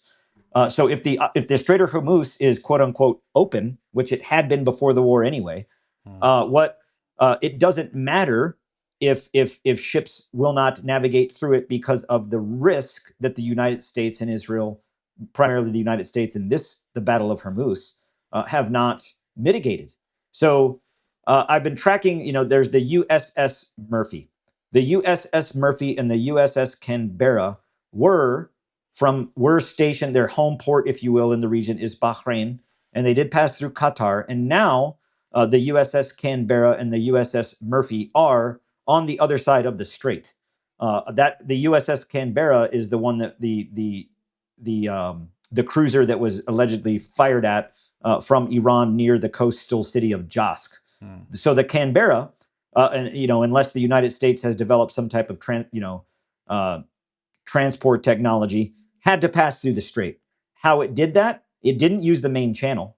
So when you have a Navy ship that squeezed through the strait, how did it do it? Well, in order to do it, it had to hug the coastline of Oman and the UAE and Oman and around the Horn, back in, around the coastline of UAE. It had to do so with radar off, all radio and frequency and signals off, no way to detect it or see it. So you're basically navigating by sextant, the old, where you see the in the navigation room of a warship, the guy doing the compass in the navigation, old school. Everything turned off. You're going by line of sight and by compass navigation, and you're going as fast as you can. You're getting through there at high risk. Is it possible that a U.S. warship like the Canberra or the Murphy did that? Sure, that's not sustainable. That's not an operation. That's a one-off that came at high risk. So is that the way that the U.S. intends to guide or potentially escort ships through the Strait of Hormuz, to say, okay, ship, we're going to guide you through the strait. Turn off all your navigation. Turn off all of your communication. Follow us along this very narrow corridor that if you're outside of it within nautical miles of which you can get stuck or hit a mine. What do you think? You ready to go? And of course, those companies are going to say, no. Have you ever tried to steer one of these things without GPS? I mean, you have to have GPS navigate. I've been on one of these large container ships because when we deployed to Iraq, we had to take everything there via sea. We didn't have these big bases yet. We didn't have forward operating bases and bases. The war had not evolved yet. We were going in. And, on one of these large container ships, you have to have GPS for navigation simply to show the pilot in the pilot bridge geographically where the front of the ship and the end of the ship is. These are massive. So you want to tell a pilot of a huge Maersk, for example, a container ship, follow me, turn off your radio, turn off your navigation, no communication other than line of sight, go through this area that's very hard to navigate because it's not the main channel, and we're not going to be escorting you. We're going to be further ahead, kind of leading you along. So you ready to go? No company's going to take that on. And so, in terms of those two vessels, you believe that they actually did get through, but they took their transponders off. But then how were Iran able to fire warning shots at them? Well, no, I'm talking about when they... So what the piece that I'm talking about is the very specific and distinct Strait of Hormuz. So, you have the Persian Gulf. You have the Strait of Hormuz, which is the actual waterway. A strait is a water feature that connects the Persian Gulf to the Gulf of Oman. So we do know that at the onset of this war, and I don't know when it happened, but at one point, Fifth Fleet headquartered in Bahrain, that the USS Canberra and the USS Murphy were ported out of Bahrain, which is in the Persian Gulf. We do know that yesterday, the alleged strikes, or that the response to that strikes potentially, were on the USS Canberra, which is off the coast of Jask, which is through the strait down into the Gulf of Oman. So at some point, the USS Murphy and the USS Canberra had to have transited the Strait of Hormuz from the Persian Gulf into the Gulf of Oman. When they did that, I don't know. Maybe it was before hostilities for pre-positioning, but I do think that it was more recent, and in doing so, were they able to kind of sneak through? Because the USS Canberra, remember, not all cruisers and not all destroyers are the same. The USS Canberra is specifically a mine, anti-mine destroyer. So would you send that through first? Probably.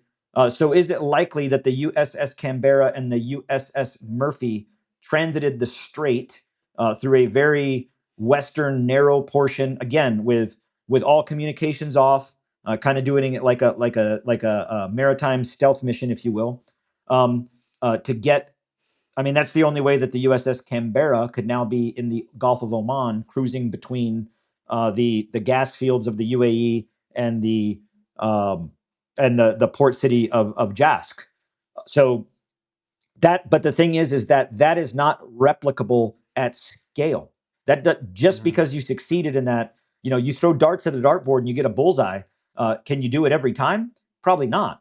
And if you think you can do it every time, are you going to convince all the other darts to follow you and that you're going to put them on the bullseye every time? This is not an operational model of success and sustainment. This is a one-off. And in doing it, the U.S. didn't get away unscathed. I think that when the USS Canberra came out of the strait and was then navigating along that last part of the UAE coastline, on the Strait of Hormuz, you've got the UAE, you've got Oman. The UAE kind of has a section that shares the Gulf of Oman, but then the very tip of the Strait of, or the point of Hormuz, there is Oman. So, coming around that point of Oman, coming around the coastline, back around to the UAE where those large oil fields are that were allegedly struck by Iran, which I don't think were. Yeah. The USS Canberra then probably flipped back on navigation, flipped back on its radios because they're in big open sea. The Gulf of Oman opens into the Arabian Sea, and they were making their way down towards the rest of the carrier strike group in the Indian Ocean, or towards the Indian Ocean.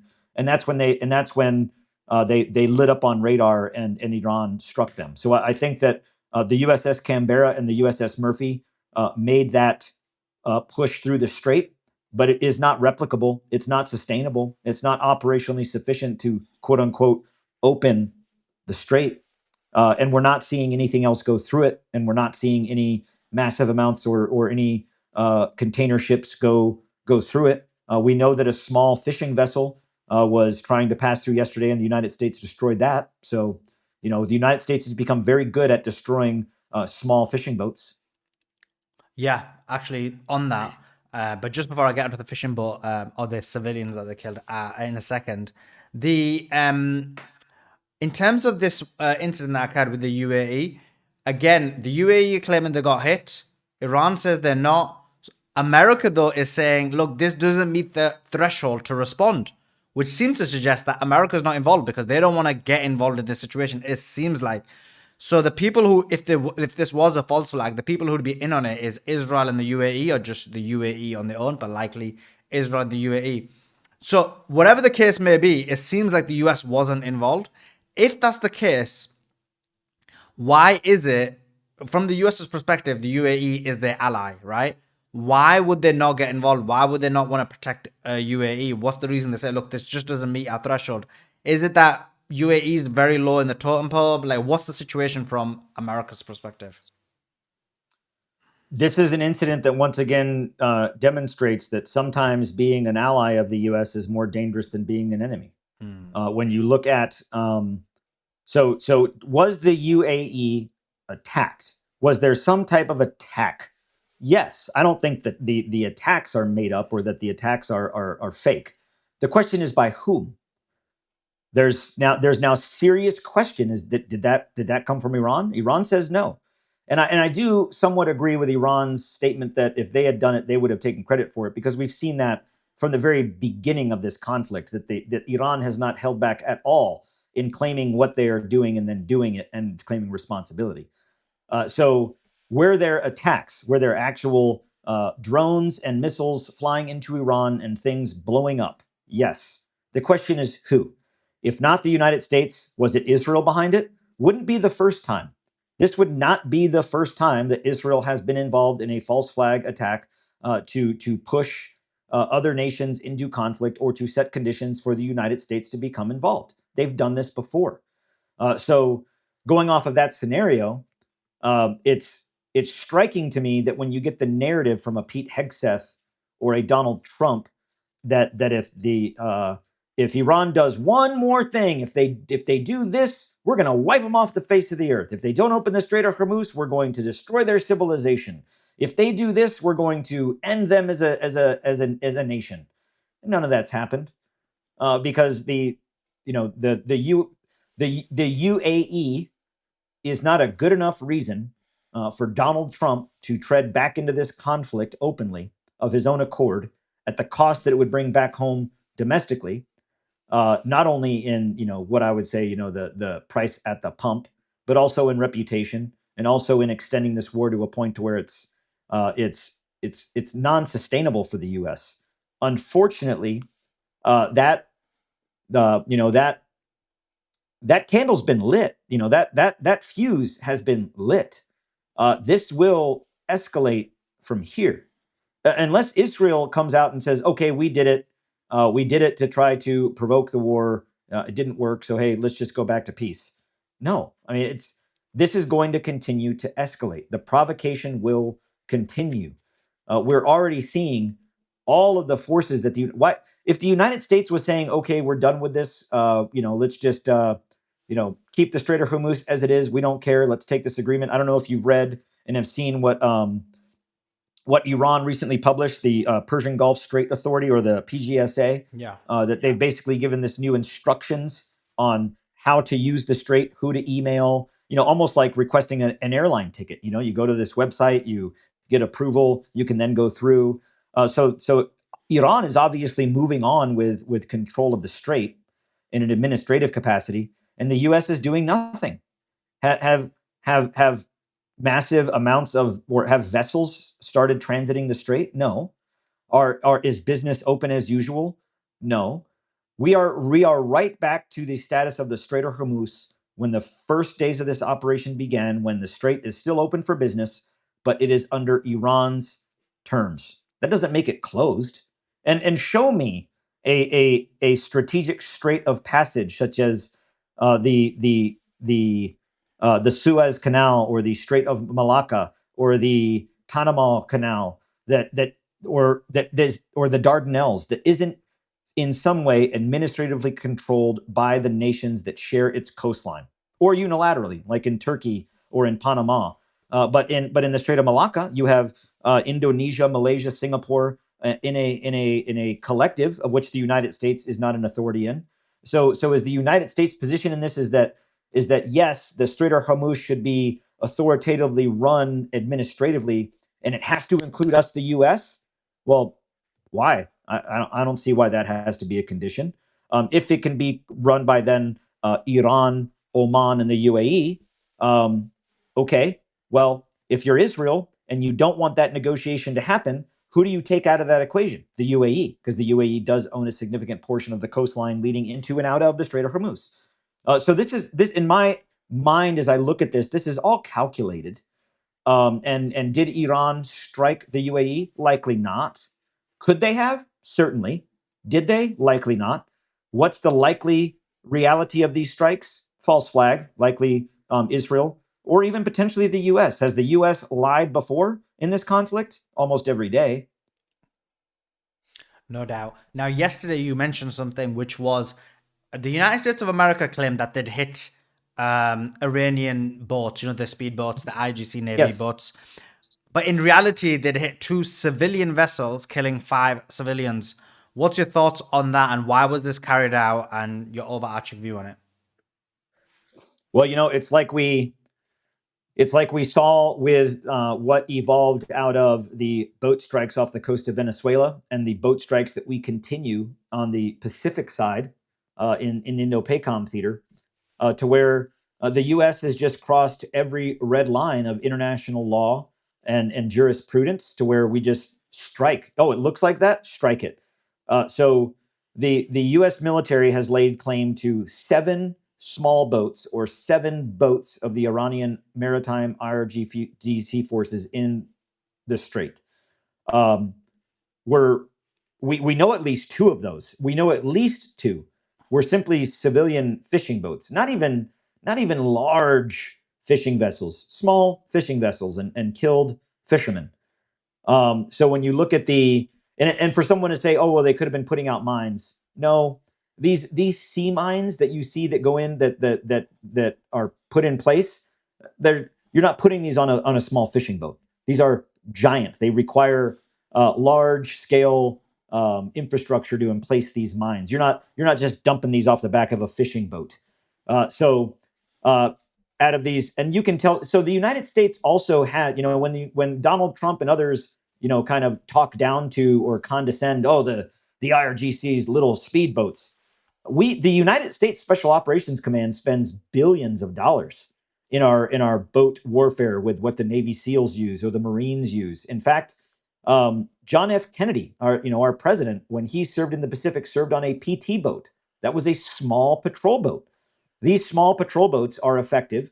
These small patrol boats are used to patrol narrower corridors, such as the Strait of Hormuz. And in these strikes, what I would say are overzealous and chomping at the bit to try to show some type of success. That these swift boats is what they're doctrinally called, swift boats. 5 were hit, maybe 5, but at least 2 of the 7 were simply civilian fishing boats.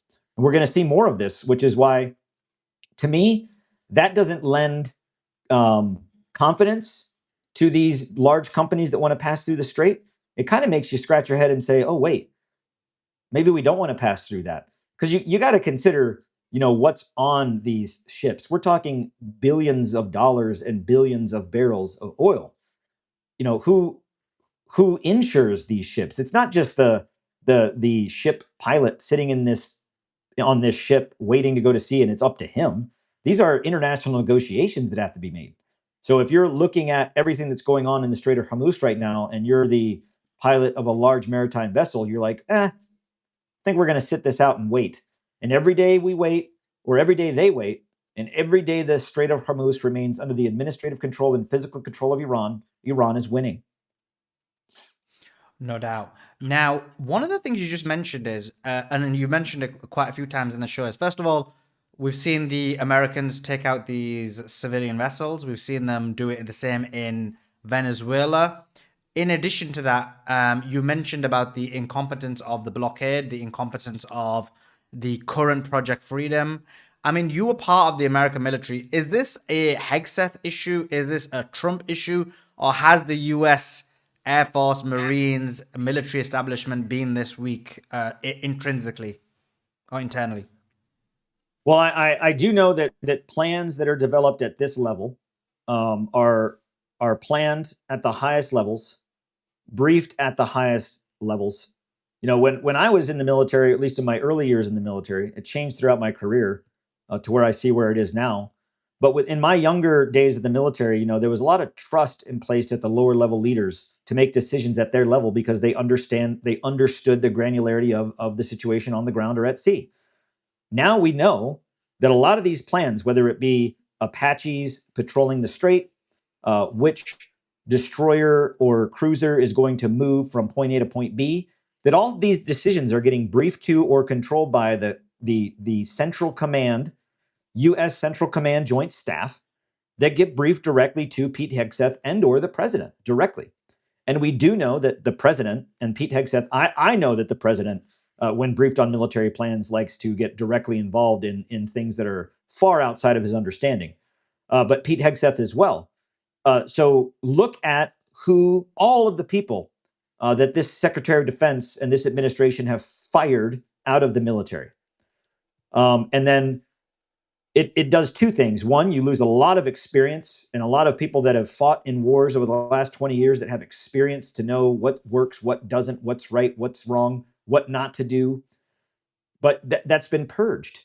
So now those that stay in place are either those that are the zealots, the yes men that will say yes to whatever plan there is and make it work, or those that have been promoted way outside of their level of experience and just simply do not have the experience of planning at that level. Planning joint operations when you have to consider every aspect from naval, Air Force, Army, Marine, Space Force considerations into every aspect of your plan. And if you don't consider those aspects of the plan, any component that breaks down the whole plan could fail in identifying, key centers of gravity, key components of a plan militarily. We don't have that.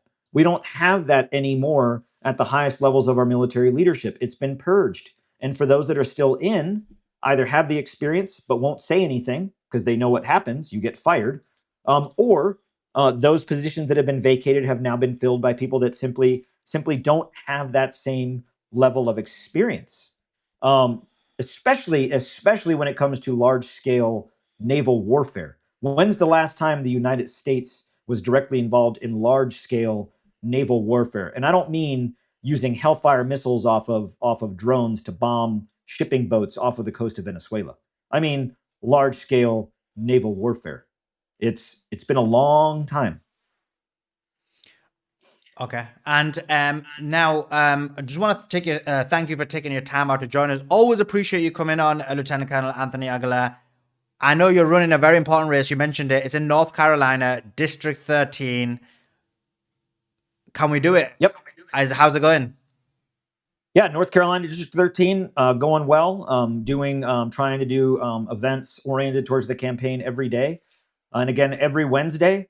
I host through Facebook, but then host a second hour on TikTok Live, where I do a virtual town hall. These virtual town halls do not replace or are not in lieu of actual on the ground meetings and town halls, and hopefully in the future debates. I'm really pushing for the incumbent Brad Knott and the Democratic runner Behringer to want to do a debate.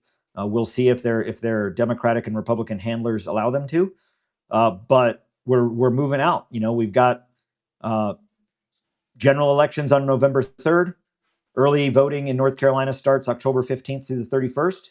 So, you know, time is ticking and we're getting there and we're pushing hard. We have to change what is happening in our Congress. The reason where we look at where we are now with this war, where we look at with where we are with conflicts throughout the globe, it's because we have a Congress that largely has simply just acquiesced its authority, and we need a Congress that will stand for the American people. So that's why I'm running, and it's going well. Thank you for asking.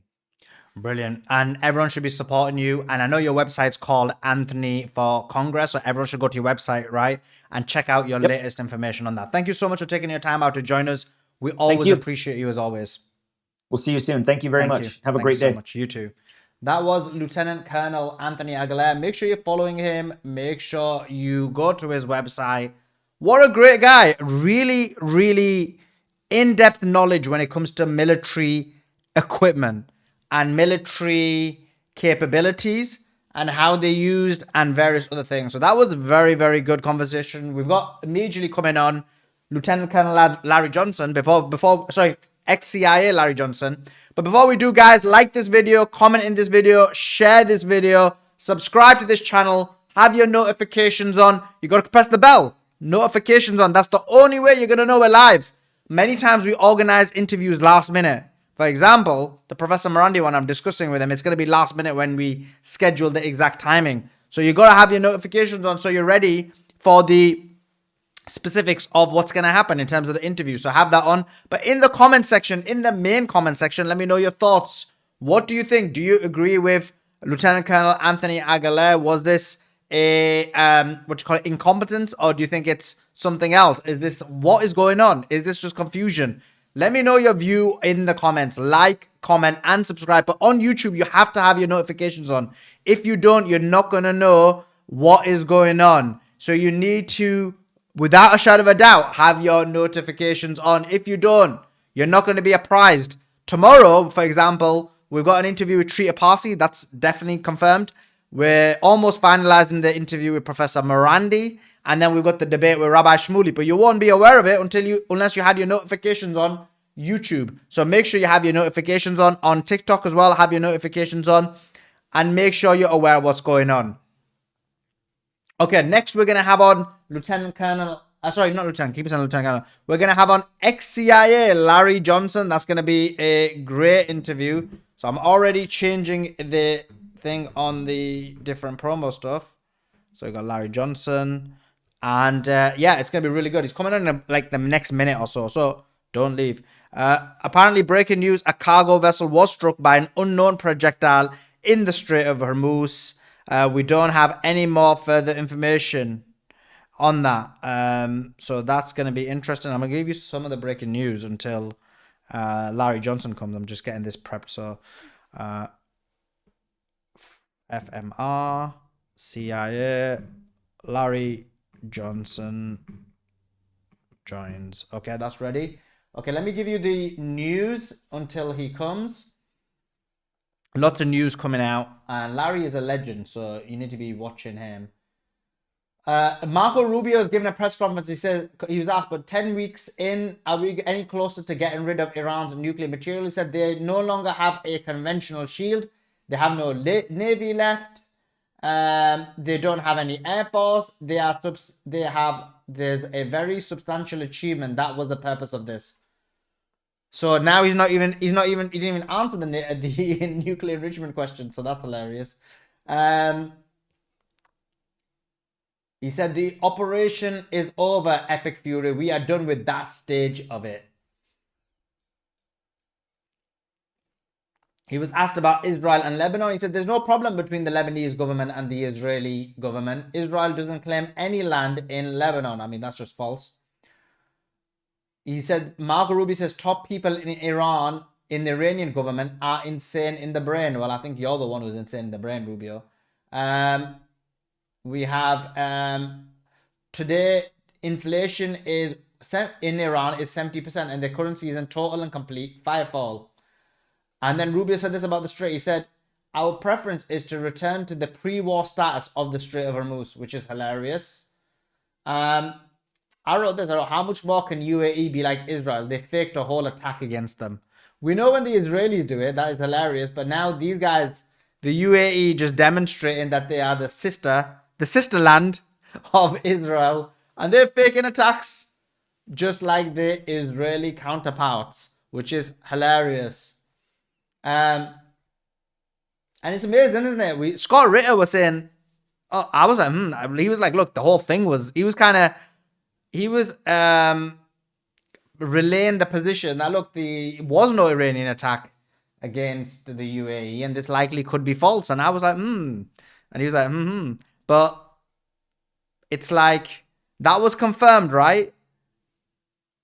That was confirmed. He was, without a doubt. I mean, the Iranians said it. They said, we did not do the attack. So this was the UAE acting like Israel.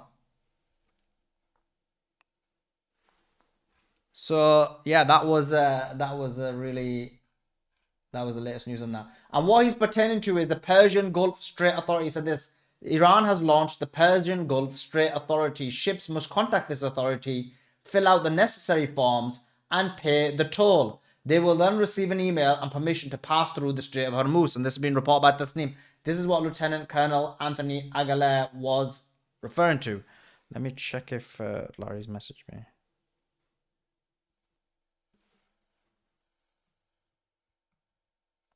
Okay, I have got a message from Larry. He should be coming on in too long. Let me just continue to give you the news until Larry comes on. Because we didn't do that earlier, so at least we get the news. Oh, but guys, can you hear? Because you guys were saying you couldn't hear previously. Okay, I'm going to move here while I'm reading the news. Is that okay? And guys, let me know about the mic. Is it good? Because for the Shmuley interview, I need the mic to be right. Because obviously, you know, the guy overtalks and the guy will probably have a very loud mic. So I need to make sure our mic is loud enough that he's not, you know, his volume isn't overarching against our volume. So let me know if the mic is okay and loud, because we need it to be loud. We need it to be smashing for the louder is what the peeps say. Hilarious. Just don't move your head. Hilarious. Yeah, because I had to do the voice thing because people were complaining they could hear a lot of background. So we had to do the like voice cancellation on the mic. Appreciate it. So the debate with him is at 6 p.m. Eastern. That's confirmed now. They haven't dropped out. So 6 p.m. Eastern is the debate with him. It'll be on this channel as well.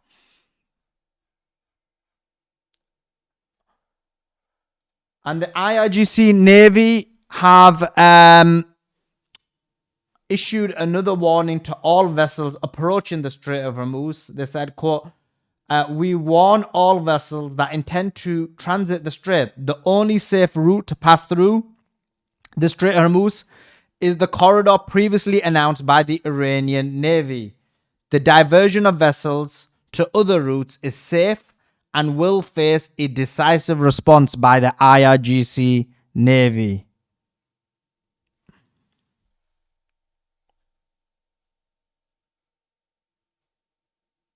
Netanyahu made a call to the UAE, President Mohammed bin Zayed, and other Gulf leaders following recent events. And remember, we were discussing this yesterday, and what it is we were discussing whether Saudi would make a statement. Saudi did come out and make a statement and disavow Iran and stand with the UAE. I told you they're all one block. This is my view on that. Trump said the following. He said, Iran has fired at U.S. ships several times in the last 24 hours. What do they need to do to violate the ceasefire? And he wrote, well, you'll find out.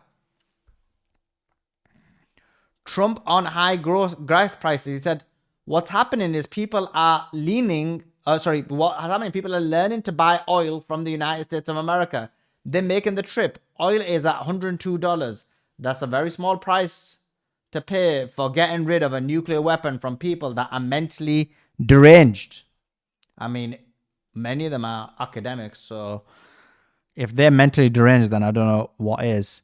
We're just waiting for what's his name again? Lieutenant Colonel, not Lieutenant Colonel, I keep saying that. Ex-CIA Larry Johnson to come on. I'm very much going to be interested in his thoughts about this false flag.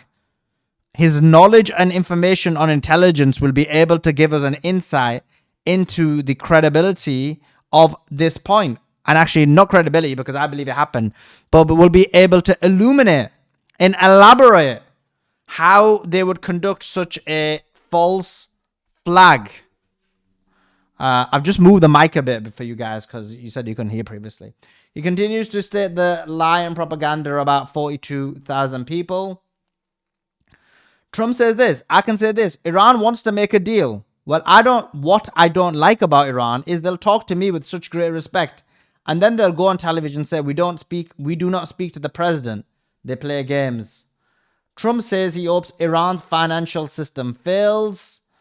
He said they should do the smart thing because we don't want to go in and kill people. I don't want to. It's too tough. He says Iran should wave the white flag of surrender. And then he was falling asleep when RFK was speaking, which I don't know, with RFK's electric voice, how can anyone fall asleep in that scenario? If anything, it'll hit you so hard, you'll think you're talking to R2-D2. So that's hilarious. Trump to a group of children. By the way, this entire conversation between, what's his name again? Trump and the people in there is happening under the circumstance where there's children in the Oval Office. So he's talking about going to war with Iran. He's talking about harming people. He's talking about killing people. And he's doing all of that with children in the Oval Office. Think about the crazy nature of that. Pezeskian made a statement. He said, if politics is reduced to power, the result is today's world, chaos, oppression, injustice, and piracy. In our national ethos and religious worldview, power without ethics is hollow. Today, Iran represents ethical, responsible power. Its enemies embody reckless and unchecked facts.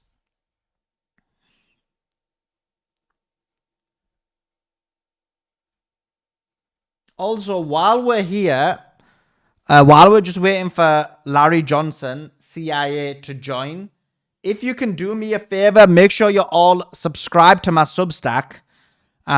If someone can put it in the YouTube, that would be awesome. And support the work that we're doing. We've put out a number of golden, I will say they are golden, Substack articles. The first was about an overview of what's happening in Lebanon and Israel, for anybody who's unaware or is not cognizant of it. The second one is about the Strait of Hormuz, and it demonstrates unequivocally, without a shadow of a doubt, that over 250 vessels are going out of the Strait of Hormuz.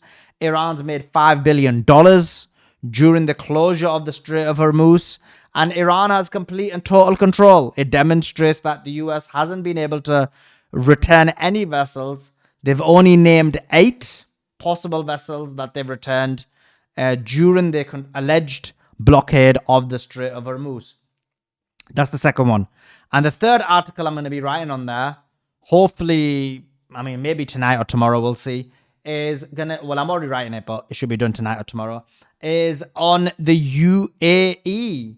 And it demonstrates once again, unequivocally, without a shadow of a doubt, that the UAE funds, finances hatred against the Muslims in the Western world.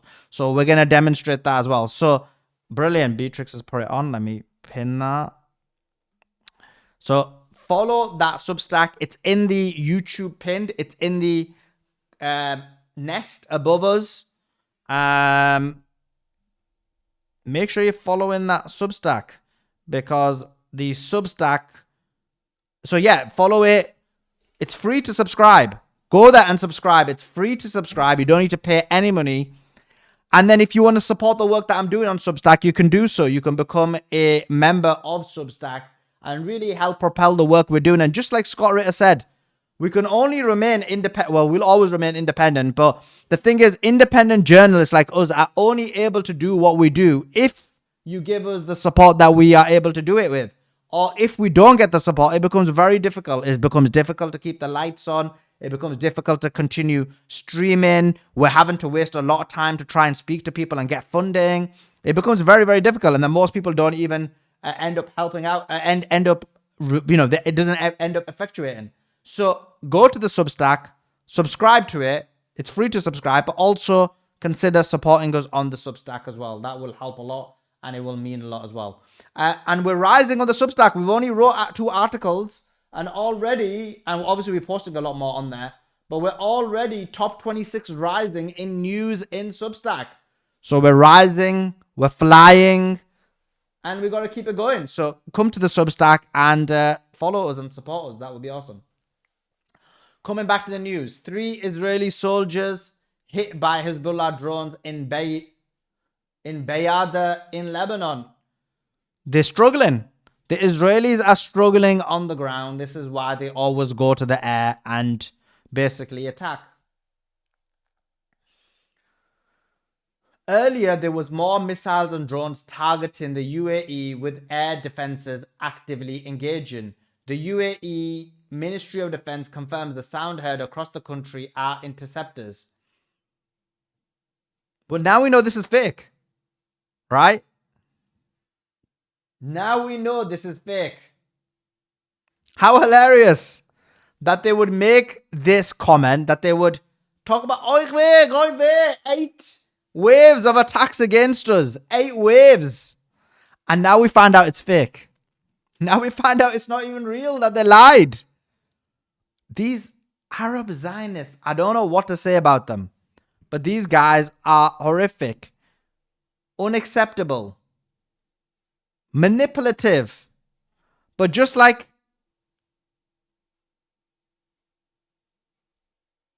the Israelis, they lie about what is going on. Is the mic okay? Because there's one guy in there keeps saying the mic's not good. Oh, okay, but it's got the noise cancellation. I don't want to take the noise cancellation off because the issues that it results in. So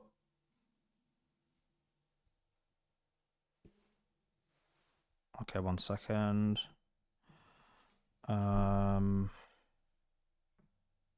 Just looking at something important.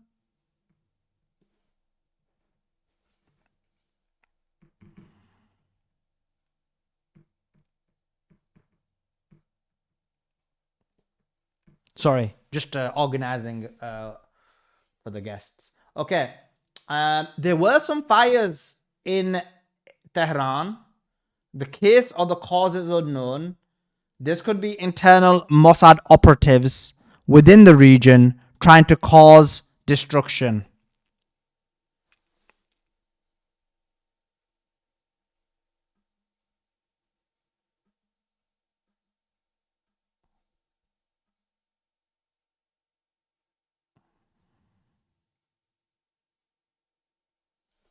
Okay.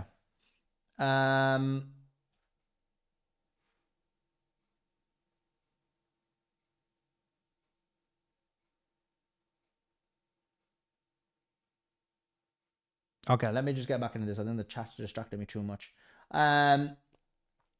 Iran advisor to Supreme Leader warning message U.S. Strait. Okay, so this is Iranian advisor to the Supreme Leader said, a message to the sailors on board the USS Tripoli. You are extras in Trump's movie ahead of the presidential election. Your president fails to protect American forces in the previous war. Now you have been tasked with saving the region's cash reserves. But in the end, you will find yourselves in a slaughterhouse. History is a good teacher. The USS Tripoli will not repeat itself in the Persian Gulf. Instead, it will become a nightmare and collapse your security.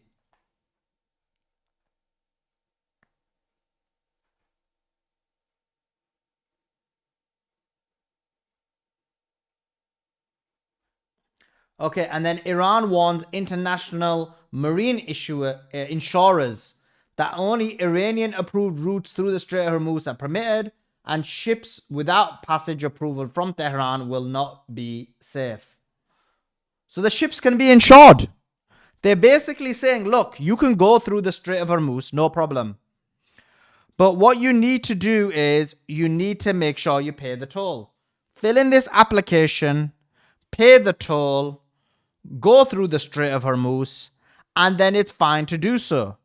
This is the mode and method by which you're able to traverse. So the system has been put in place. The mode and method has been put in place. Now it's up to the countries to comply. And as long as they comply, they've told the insurers you can go through. All America needs to do is remove the blockade. But America won't remove the blockade. This is the major problem with what's going on. I still can't get over the UAE basically doing a false flag. Why would you live in the UAE? Just think about the country you live in. You send your children to be educated there. You go to work there, and they'll cancel it based on a false flag. They'll pretend that they're being attacked by Iran, and they'll cancel the entire system. How can you live in a country like that? How can you live in safety and security where they're giving you false warnings? Just think about the mental impact it can have on your mind. Think about the psychological impact, the PTSD. How it's going to trigger you. How can any Gen Z, how can any Gen Z be living there? It'll be very, very triggering for them.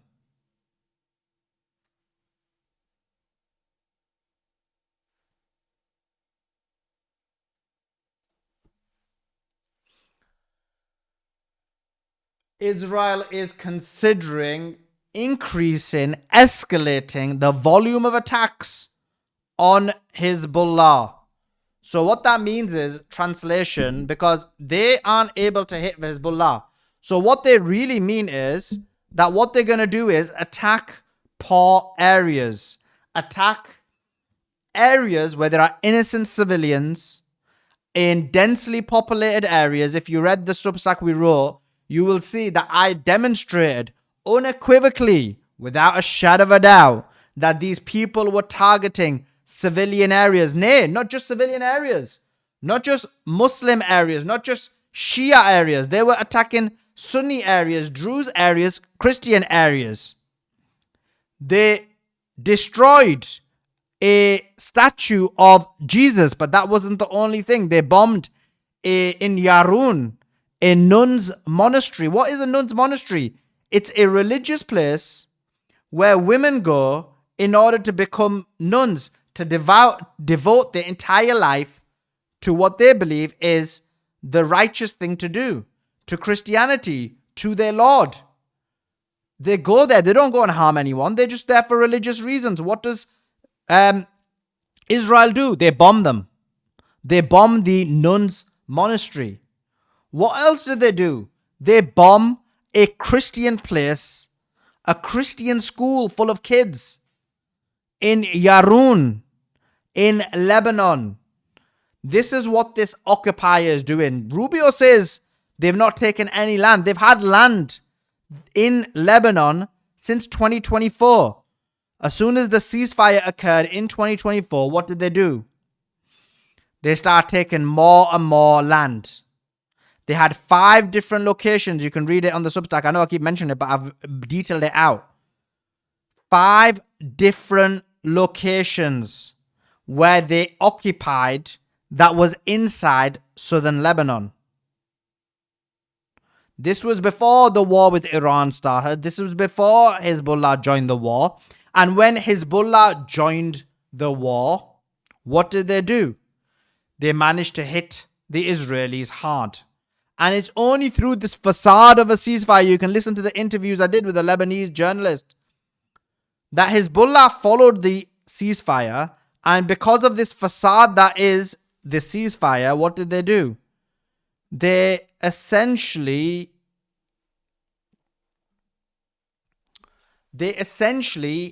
start taking more and more land. This is where they created the yellow line. What is the yellow line? Well, you will know that the yellow line is used for what? In order to control, in order to occupy. They did the exact same thing where? They did it in Gaza. In Gaza, they've created a yellow line where they can control more than 50% of the land. And this is exactly what they've done here. Okay, let me just see if there's any more news.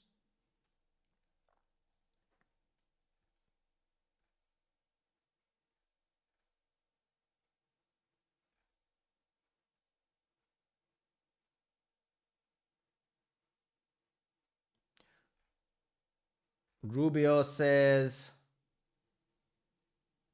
I don't know of any country in the world where there's a big difference between the people and the people who run the country. I think I could think of a country where it's like that. It's called the United States of America. It's called the United Kingdom, where those in power, the oligarchs, do not represent the people. They make the people and they make the rules for the people different to their own rules. They act in a totally different manner to the people they represent. Those countries would be examples where there is a big divergence.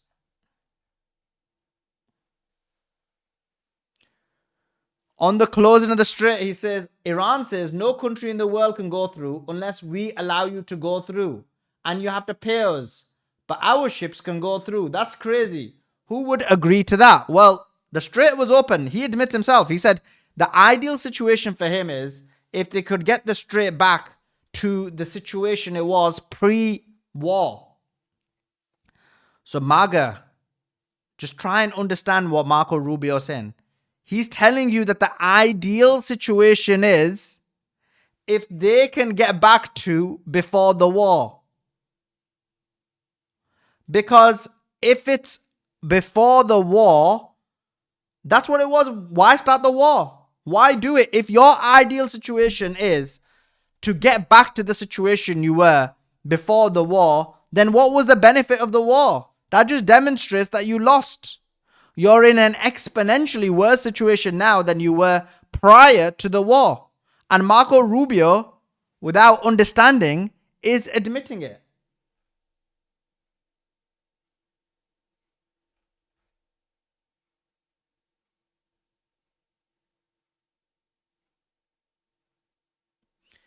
Rubio says, if a rogue state like Iran controls one shipping lane, it will not be long before you see that happen in multiple lanes around the world.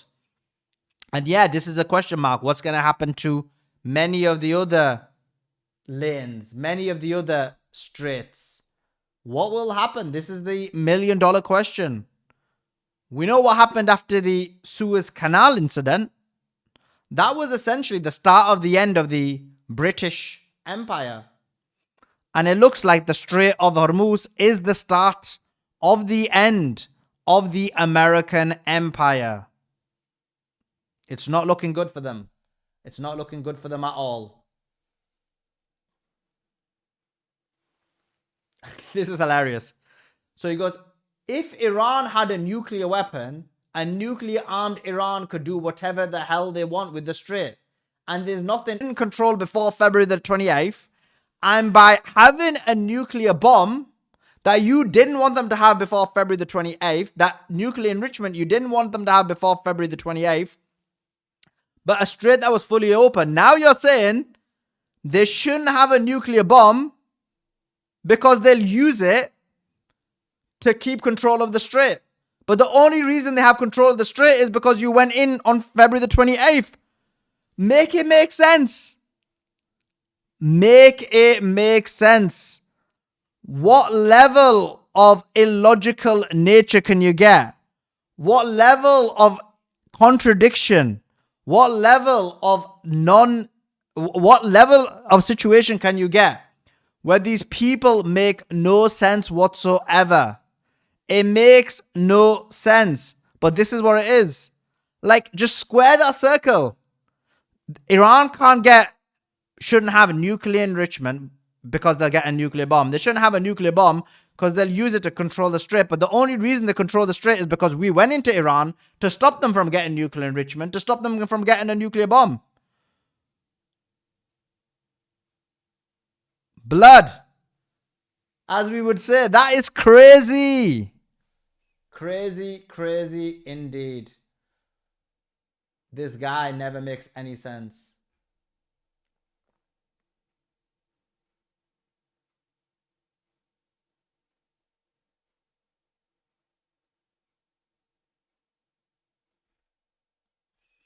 He says about Iran, he says they've always said that they've always said that they don't want a nuclear bomb. Let's be clear, they've always said that, they just don't mean it. Yeah, they've always said they don't want a nuclear bomb. And they've never tried to get a nuclear bomb. And despite them never trying to get it, whether it was in the 1980s or the 1990s or the 2000s or the 2010s or the 2020s or any year, any decade, and from within that decade, choose any year, there's been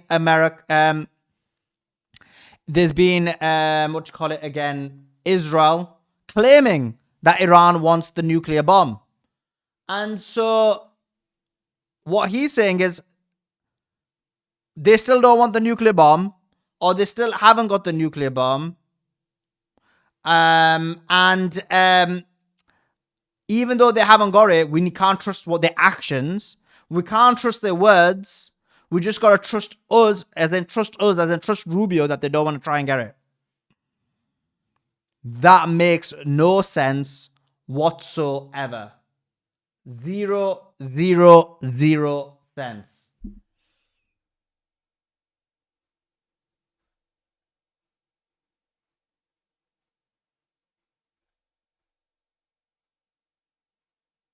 He goes, each day the conflict goes on, our leverage grows higher and Iran's weakens. Operation Economic Fury keeps maximum pressure on the regime and its economy. The US is betting it can wear Iran out. So the problem is, that makes no sense, because while the strait is closed, the people who are harmed most is American allies. And this is why I continue to say, the Gulf states, you can cook to America, but they don't give a damn about you. South Korea and Japan, you can be beholden to the United States of America, but they don't give a damn about you. Taiwan, Vietnam, they don't care about you.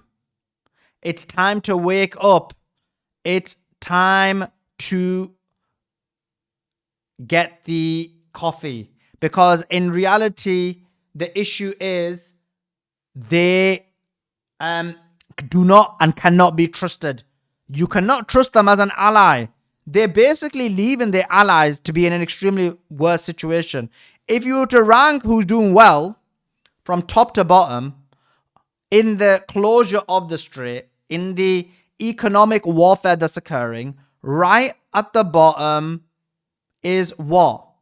Right at the bottom is American allies, and they don't give a damn about you. As the good old Michael Jackson would say, obviously I'm debating his rabbi tomorrow, they don't care about us. They don't care about you. They don't care about anyone. Knight says, can you bring on Lieutenant Colonel Daniel Davis in the near future? We had him on Monday night. We had him on Monday. You need to be subscribing to the channel. you need to have your notifications on. And if you did that, you would be aware that Lieutenant Colonel Daniel Davis was on the show on Monday, which was yesterday, right? Or was it Sunday? Or was it Saturday? What day did we have him on? I think we had him on Saturday. Anyway, it was a few days ago. We've had him on. You need to be following the channel. You need to be subscribed. How many likes have we got? That's not enough. 354 likes. Not good enough. What, 5,000 people come in and out of this YouTube show and only 350 likes. Move it up. Get the likes up, guys. Everyone should be liking. Everyone should be subscribing. And everyone should have their notifications on.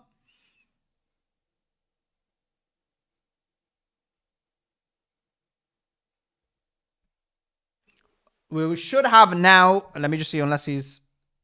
Yeah, we're fine. Okay, Lieutenant Colonel... Not Lieutenant. Why do I keep calling him... Former CIA Larry Johnson should be coming on any second now. So be ready. You're subscribed but didn't get the notifications. Well, this is what they do. They try our best to suppress us. This is now a second channel that's happening. And the only thing I would advise is to just check in on the channel as well. We are streaming every day. Tomorrow we've got an interview with Trita Parsi. We've got the debate with Rabbi Shmuley. So that should be really good. So watch out for that. And we're trying to lock in Professor Morandi as well. Just chatting to him. Let me see if he's replied. Okay. No, he hasn't replied. Okay. So let's see. Larry should be coming on any second now. I'll watch that and be right back. Brilliant. Larry is probably tired. He's getting... No, he's not. He said he had another... Basically, what happened was he had a scheduling issue. He accidentally scheduled hours and someone else at the same time. So he said he's coming on now in a minute. So it should be fine. Appreciate Larry Johnson all the time. Appreciate him giving us his time. He is an expert. He is an intelligence expert. So we really, really appreciate him. He'll be coming on any minute now. Yeah, exactly, Hannah. Only 375 likes. We need to get that up. We need to get that up to like 1,000 or something. Okay. We should have Larry Johnson coming on any second now. Let me just check if there's any more news because we'll be right up to date. It's always good to be up to date with the news as well because what happens is we can speak about the latest news with our guests, which is always a treat. Yes, it's always a treat.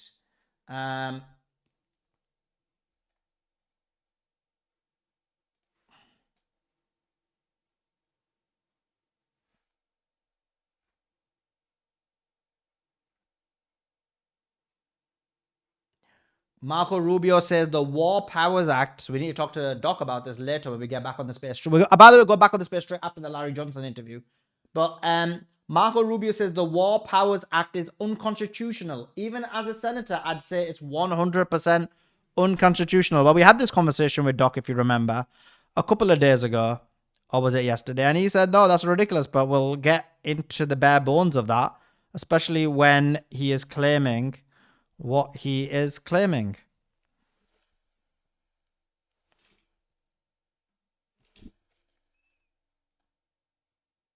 Okay, brilliant. We got him on. Hi, Larry. How you doing? Can you hear me? Yes, my friend. Hey, listen, sorry about this. I got to get me a scheduler. Today has just been absolutely nuts. You're too popular. That's why, Larry. You're too popular. I wish we were under other circumstances. I yeah. prefer to be unknown. I've got to do Al Mayadeen with Lebanese television here in about 30 minutes at 5. So No problem. you got me for about 30 minutes. Sounds great. 30 minutes with you is better than none. Want to welcome Larry Johnson to the show. He is a former CIA intelligence officer, but he's also a geopolitical expert. Always appreciate his insight and always appreciate him coming on the show. Larry, thank you so much for joining us. How are you? Hey, good. Yeah, just watching this train wreck unfolding before us. So Well, on that, we've just got some breaking news about an hour ago. And I was interviewing Scott Ritter and he said he didn't even believe that these attacks had happened.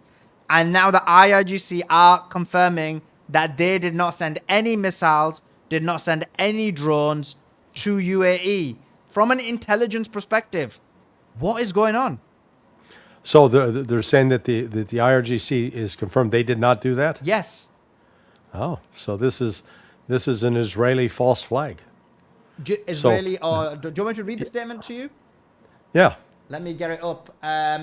It was shocking because I mean, Scott Ritter said it. He said, "Oh look, did you see any hits?" And I was like, "Actually, I didn't see any missiles in the air, but I was kind of a bit, not too sure about it." But the statement came out, and I'm just trying to get it up. Here it is. And they said this, quote, "In recent days, the armed forces of the Islamic Republic of Iran have not carried out any missile or drone operations against the UAE. Had any such actions been taken, we would have announced it with full firmness and clarity. Therefore, the report from the country's Ministry of Defense is categorically denied and is entirely devoid of truth. Should any measures be taken against Iran from Emirati territories, our response will be severe." Yeah. Okay, that makes sense. There is a video. I posted a video yesterday of Fujairah, the port on the Gulf of Oman, that there was a fire burning. It had been hit, and you heard an explosion. But it's also noteworthy that this past week, the Omanis became, it's like somebody who you thought was a closeted homosexual. They've come out of the closet, man. They're hugging Israel all they can, and it makes sense because MBZ features prominently in the Jeffrey Epstein material, in the Jeffrey Epstein documents. He's a degenerate pederast. Is I think the polite term, albeit the open alignment and association with the Emiratis and the Israelis, and now the U.S. makes sense. So this is I think Israel trying to create a false flag to justify the U.S. attack that's coming, because I believe that by the end of this week, the United States and Israel will again be launching attacks on Iran using the justification of like the bombing of or this missile assault on the UAE. They may even have a stage of missile fired at one of the U.S. ships in order to then justify renewing attack on Iran. But Iran's ready for it, so this'll. We're gonna be into a new round of escalation. I asked this question to the other guests as well, and I think you're the best person to ask this. The United States of America were asked today, and Donald Trump said, and Hegseth, both of them said, that the attack on the UAE didn't meet the threshold of basically responding. And so I guess the question here is, it seems like the US isn't on the same page, because why would they be part of a false flag that they're like, we're not going to respond to? And they would be doing it big enough so that they can respond themselves. So if the US is not part of this and it's just the UAE and Israel, what's going on? Well, again, Israel pursues its own agenda, and ultimately the United States is forced to follow. That they've been putting a lot of emphasis on, Rubio in that recent press conference. Oh, we're defensive. If we don't get shot at, we're not going to shoot back. Yeah, they're going to shoot back. I mean, I've got a friend in the UAE. He's very well connected. He knows what he's talking about, and he was told by somebody who's been in contact with U.S. military forces that the attack will happen on, he said, May 7th. So we'll see. That's what they're talking about within what consists of the Emirati military forces.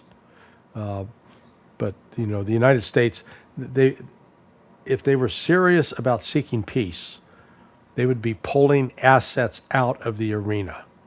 Instead, they're pouring assets in.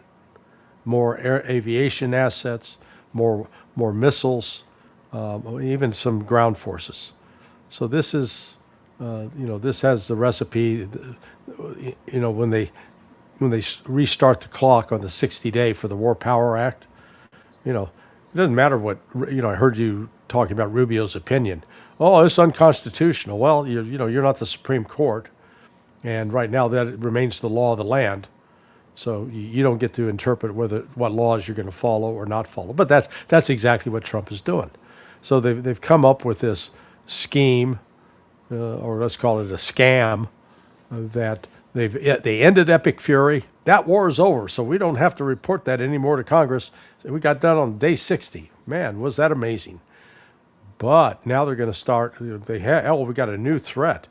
This is Project Freedom. This threat, and they're going to go through, I think, the motions of trying to get the United Nations to pass, the UN Security Council, to pass a resolution condemning Iran and actually authorizing military force against Iran, and that will get vetoed by Russia and China. So you mentioned May 7th. That response is from the UAE or the UAE Yes. and Israel or the UAE, Israel, and the United States? Well, it will be the United States, Israel, and the UAE, all of them. Really? Yeah.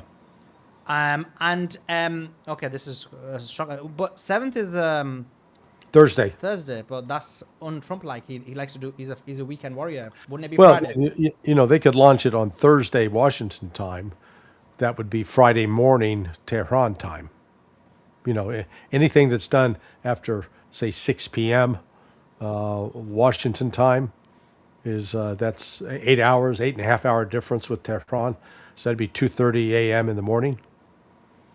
Oh, I meant more because normally Trump waits for the markets to close, but I guess Right. maybe, and that Right. would be Friday night, right? But I guess Yeah, well, you've seen, what we've seen with the markets. They're dishonest. True. They are absolutely dishonest. Particularly the oil market, oil futures. The actual price people are paying for oil is, good Lord, in excess of $140, $150. But the futures keep saying, now the futures are saying, well, it's only 110 for Brent, but that's up substantially from what it was the last couple of weeks. could it be that the US has told the UAE they're gonna help with the attack and they don't, and then the UAE maybe has to do it on their own? Okay, Oh no, UAE has no assets to speak of. They're just, they're like a bug smashing on a window. All they do is create a little mess, but they've got no impact, no depth of force. So they'll be like having the UAE along to participate in a mission. It's like a father that takes their small child and puts him on his lap and lets him pretend that he's driving. That's the UAE. I agree with you. I agree with you. Me and Scott were going through our immense dislike of that country, and we're totally in agreement with what you're saying in that regard. Now, coming back to in terms of the specific mission that they're doing right now, Project Freedom, Right. there are claims that the US is essentially basically making the vessels decide on their own. They're like, you know what? You can navigate through the strait. We're going to give you this path. You can speak to Oman, but apparently Oman isn't even on board with this. And through VHF, and then you can try and get through. And no vessel wants to go through because the risk is still there. What's your thoughts on that? Yeah, say that again. I didn't quite follow that. Yeah, so basically, the vessels that are stuck in the Strait of Hormuz, Yeah. it seems like what US is saying is we're not going to escort you out. We're giving you this pathway that is close to the Strait of Oman. Sorry, on the Oman section of the Strait of Hormuz. Yeah. I'm And with you now. what you do is through VHF, you can call Oman, but you're on your own kind of scenario. What's your thoughts on that? Yeah. Well, that appears to be exactly what they're doing, and that's why that part of the strait has been mined by Iran. So they're wanting to coerce and force everybody through Iranian territorial waters. Now, again, one of the myths and misstatements that's being pushed by the United States is that this is an international waterway. Well, it goes into an international waterway, but that particular piece of water is actually territorial waters of both. Half of it belongs to Iran, the other half to Oman. And Iran and Oman have been coordinating on how they're going to, in the future, charge people for use. Somebody wants to pay the Iranians, they get out. Then the United States tries its own acts of piracy to combat that. So, like I said, this is while all of this back and forth over, quote, opening the Strait of Hormuz goes on, the world economy's still, it's in the process of collapsing. We don't quite see it yet. It's like the early stages of that tsunami. Once the water's withdrawn, you can on the horizon see the water to start coming at you, but nothing that would alarm you to say, oh my God, I got to get up and run for my life. By the time you recognize how bad it is, it's too late to do anything. Exactly. Now, you mentioned the UAE doesn't have much capability. I was looking. There's a couple of. Oh, yeah, this is what I wanted to speak to you about. I'll quickly get into this because in case we miss it, you have been on our show many a times, and in detail you've explained how numerically how the Iran and the US in total, so Israel and the US in total are running out of defense interceptor missiles, whether they're Part 3, whether there is, whether they are THAAD or whatever it may be. Israel claims that they've given the UAE the Iron Dome. What does the UAE have left, from your understanding, in terms of this defense equipment as well as the possible Iron Dome addition? Yeah, the Iron Dome's a piece of junk. I mean, it is. It's good at shooting down subsonic missiles, but not with 100% effectiveness. So, but Iran's going to fire ballistic missiles, short range and intermediate range, and then those will be so it's completely useless for the UAE. This is just more symbolic support from Israel to the UAE, saying, "Hey, you're now one of our you're one of our boys," or actually, it's probably more accurate to say, "You're one of our bitches," because we tell you what to do. No doubt, no doubt. As we say, they're under the feet of the United States of America, which is under the control of Israel. But in terms of well, let's not forget the control of Jeffrey Epstein from the grave. Exactly. They got blackmail material in MBZ. MBZ is going to do what they say. I agree. And not just that as well. I think they're massively entrenched as through intelligence and various other things. But in terms of Flip, what was it? There was an important question I had for you. What was it again? In terms of the defense, you mentioned that the defense is kind of lacking, and that's fine. But what I guess the question I've got for you is this, and it's the same question I've asked a couple of people, and I do want your thoughts on it. Is in the first 39 days, it was UAE who got more missiles and drones hit towards it. Now, my understanding is the reason why that was done was because Iran was sending older missiles in order to work out their defense system. The same way that they did with Israel in True Promise 1, and then we saw the complete obliteration. That's my understanding. But what's your kind of understanding or thoughts? Yeah, no, that fits with what I understand, because they've got more recent missiles that are very effective, and we didn't see a lot of effective strikes. Now that said, we were lied to, and we've learned we were lied to about how much damage was done. And initially the United States, Israel all downplayed, oh, they hardly touched us. But then the latest report by CNN showed, no, in fact, that there was substantial damage, and in the billions, tens of billions of dollars in damage. So this next round, I think, will be far more destructive and far more costly than what happened in the first 43, 49 days. Yeah, let's see, it's 45. It was April 15th was essentially when the ceasefire went into effect, I think. Yeah. So 31, 45, that's 46, 47 days in. That's when the ceasefire came into effect. And in that 47 days, Iran did significant damage to the U.S. installations and to the bases like Prince Saud Air Base and Mawafaq al-Salti in Jordan, and then to ports and some infrastructure in Israel.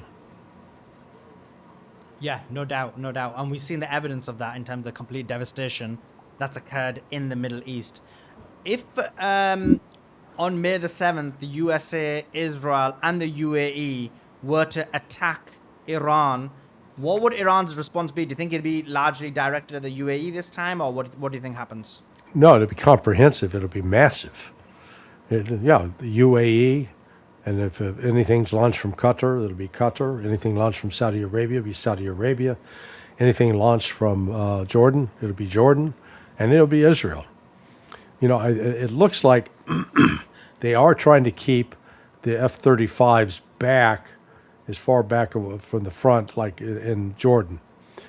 But still, if they take off from Jordan, it's 825 miles to Riyadh. And then from Riyadh into Iran, it's another 300 miles just to the coast.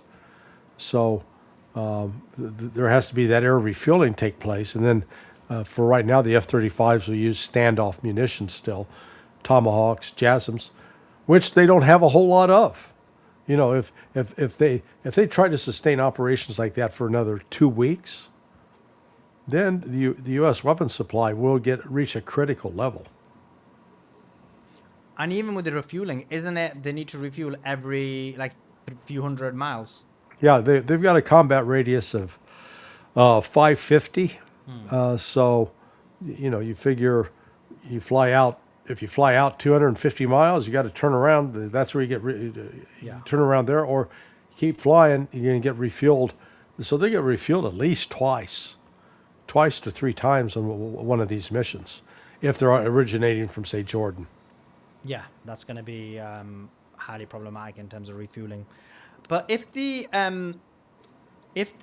I guess my question is this: the blockade obviously isn't really working. So you believe they're going to just so A, you believe they're going to shelve the blockade, but B, also you've got all of these USS aircraft carriers. You've got a lot of these vessels, the destroyers, that are in the strait, like just outside the Strait of Hormuz, but not too far away from Iran. Previously, they were always stood off quite a bit. Why would they go to war and risk those? Those assets are going to be so easy to hit. Yeah, I don't think they will, because right now, I understand the limit for Iran is about 200 miles.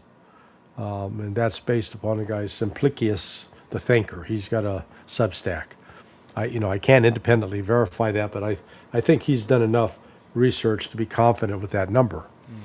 It roughly translates to 330 kilometers.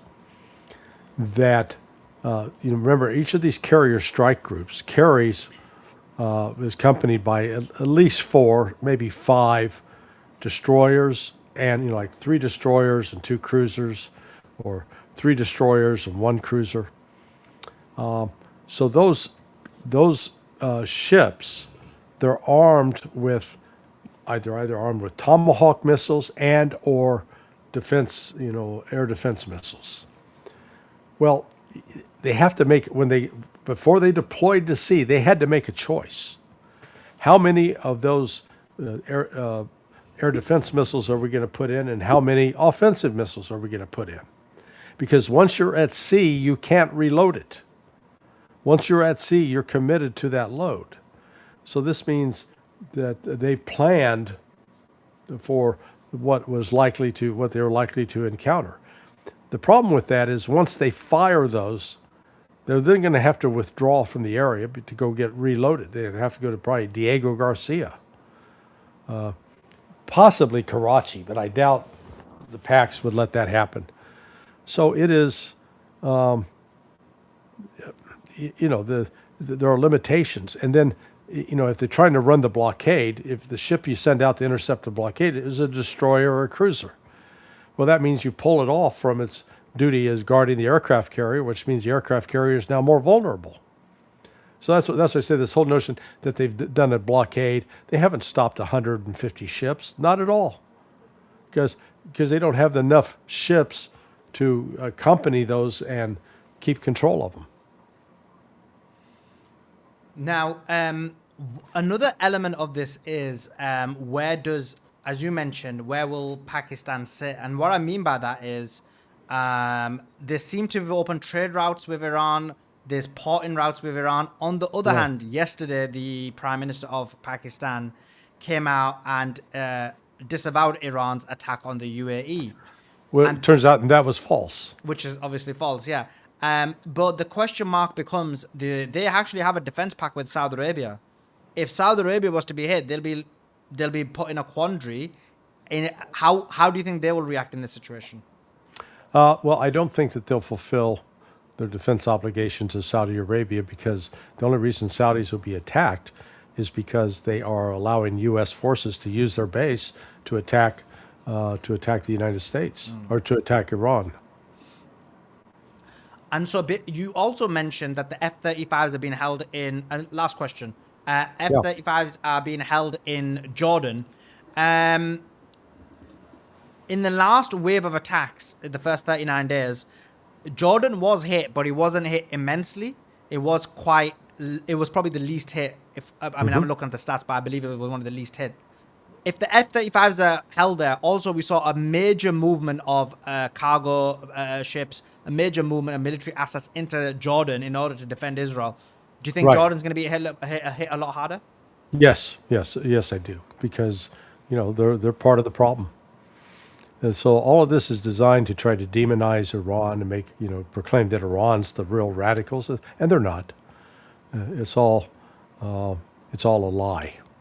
But telling the truth hasn't been a priority for the United States nor Israel. So this war, we're going to have to look at this war not just in terms of the military effects, but also with the economic effects that come from the Gulf being closed, the disruption in oil, liquid natural gas, urea, helium. It's a whole panoply of things. And so it's a very complex picture, but what it means is the global economy is going to be contracting, not expanding. No doubt, no doubt. Many experts are saying we're guaranteed a recession. The only question is whether they're going to have a depression. I just want to thank you, Larry, for taking your time out to join. I know you had a very constricted times frame. Really appreciate you. Thank you so much for joining. Everyone follow Larry on his Sonar21 website. Follow his Substack and obviously his Twitter. We're going to put it out there. We've got everybody following us on here. Thank you so much. Hey, Suleiman, thank you so much, and look forward to seeing you again. Thanks. Definitely. Appreciate you as always, Larry. Okay.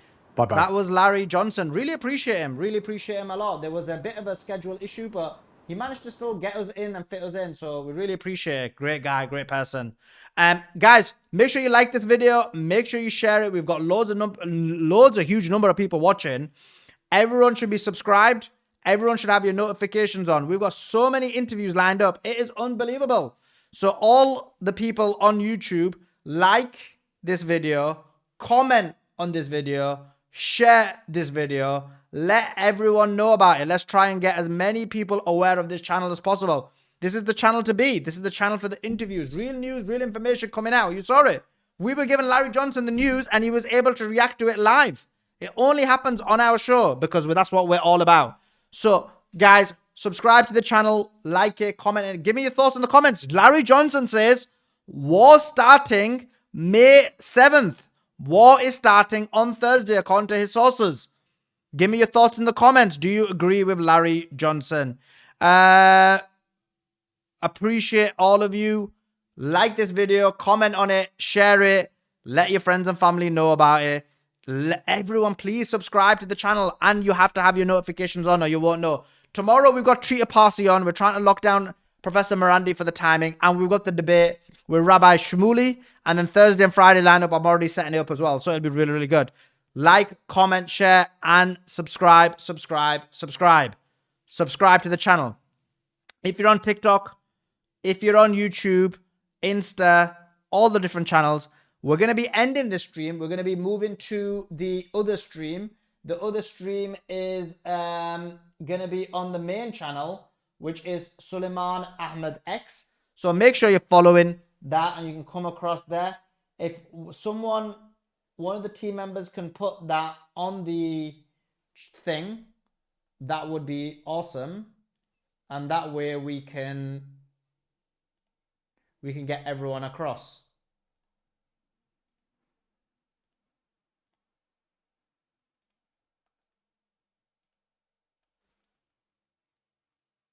Yeah, if you can do that. Thanks to Chipo, who has become a level 1 member on the Moral Resistance. And guys, make sure you're following the Substack as well. While I've got everyone here on YouTube, make sure you're following the Moral Resistance YouTube channel.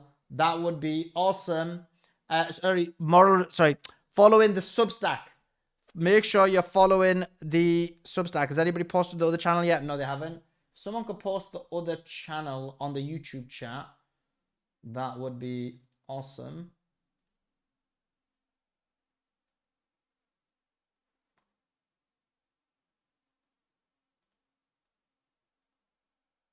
Wait, what's going on here? Okay.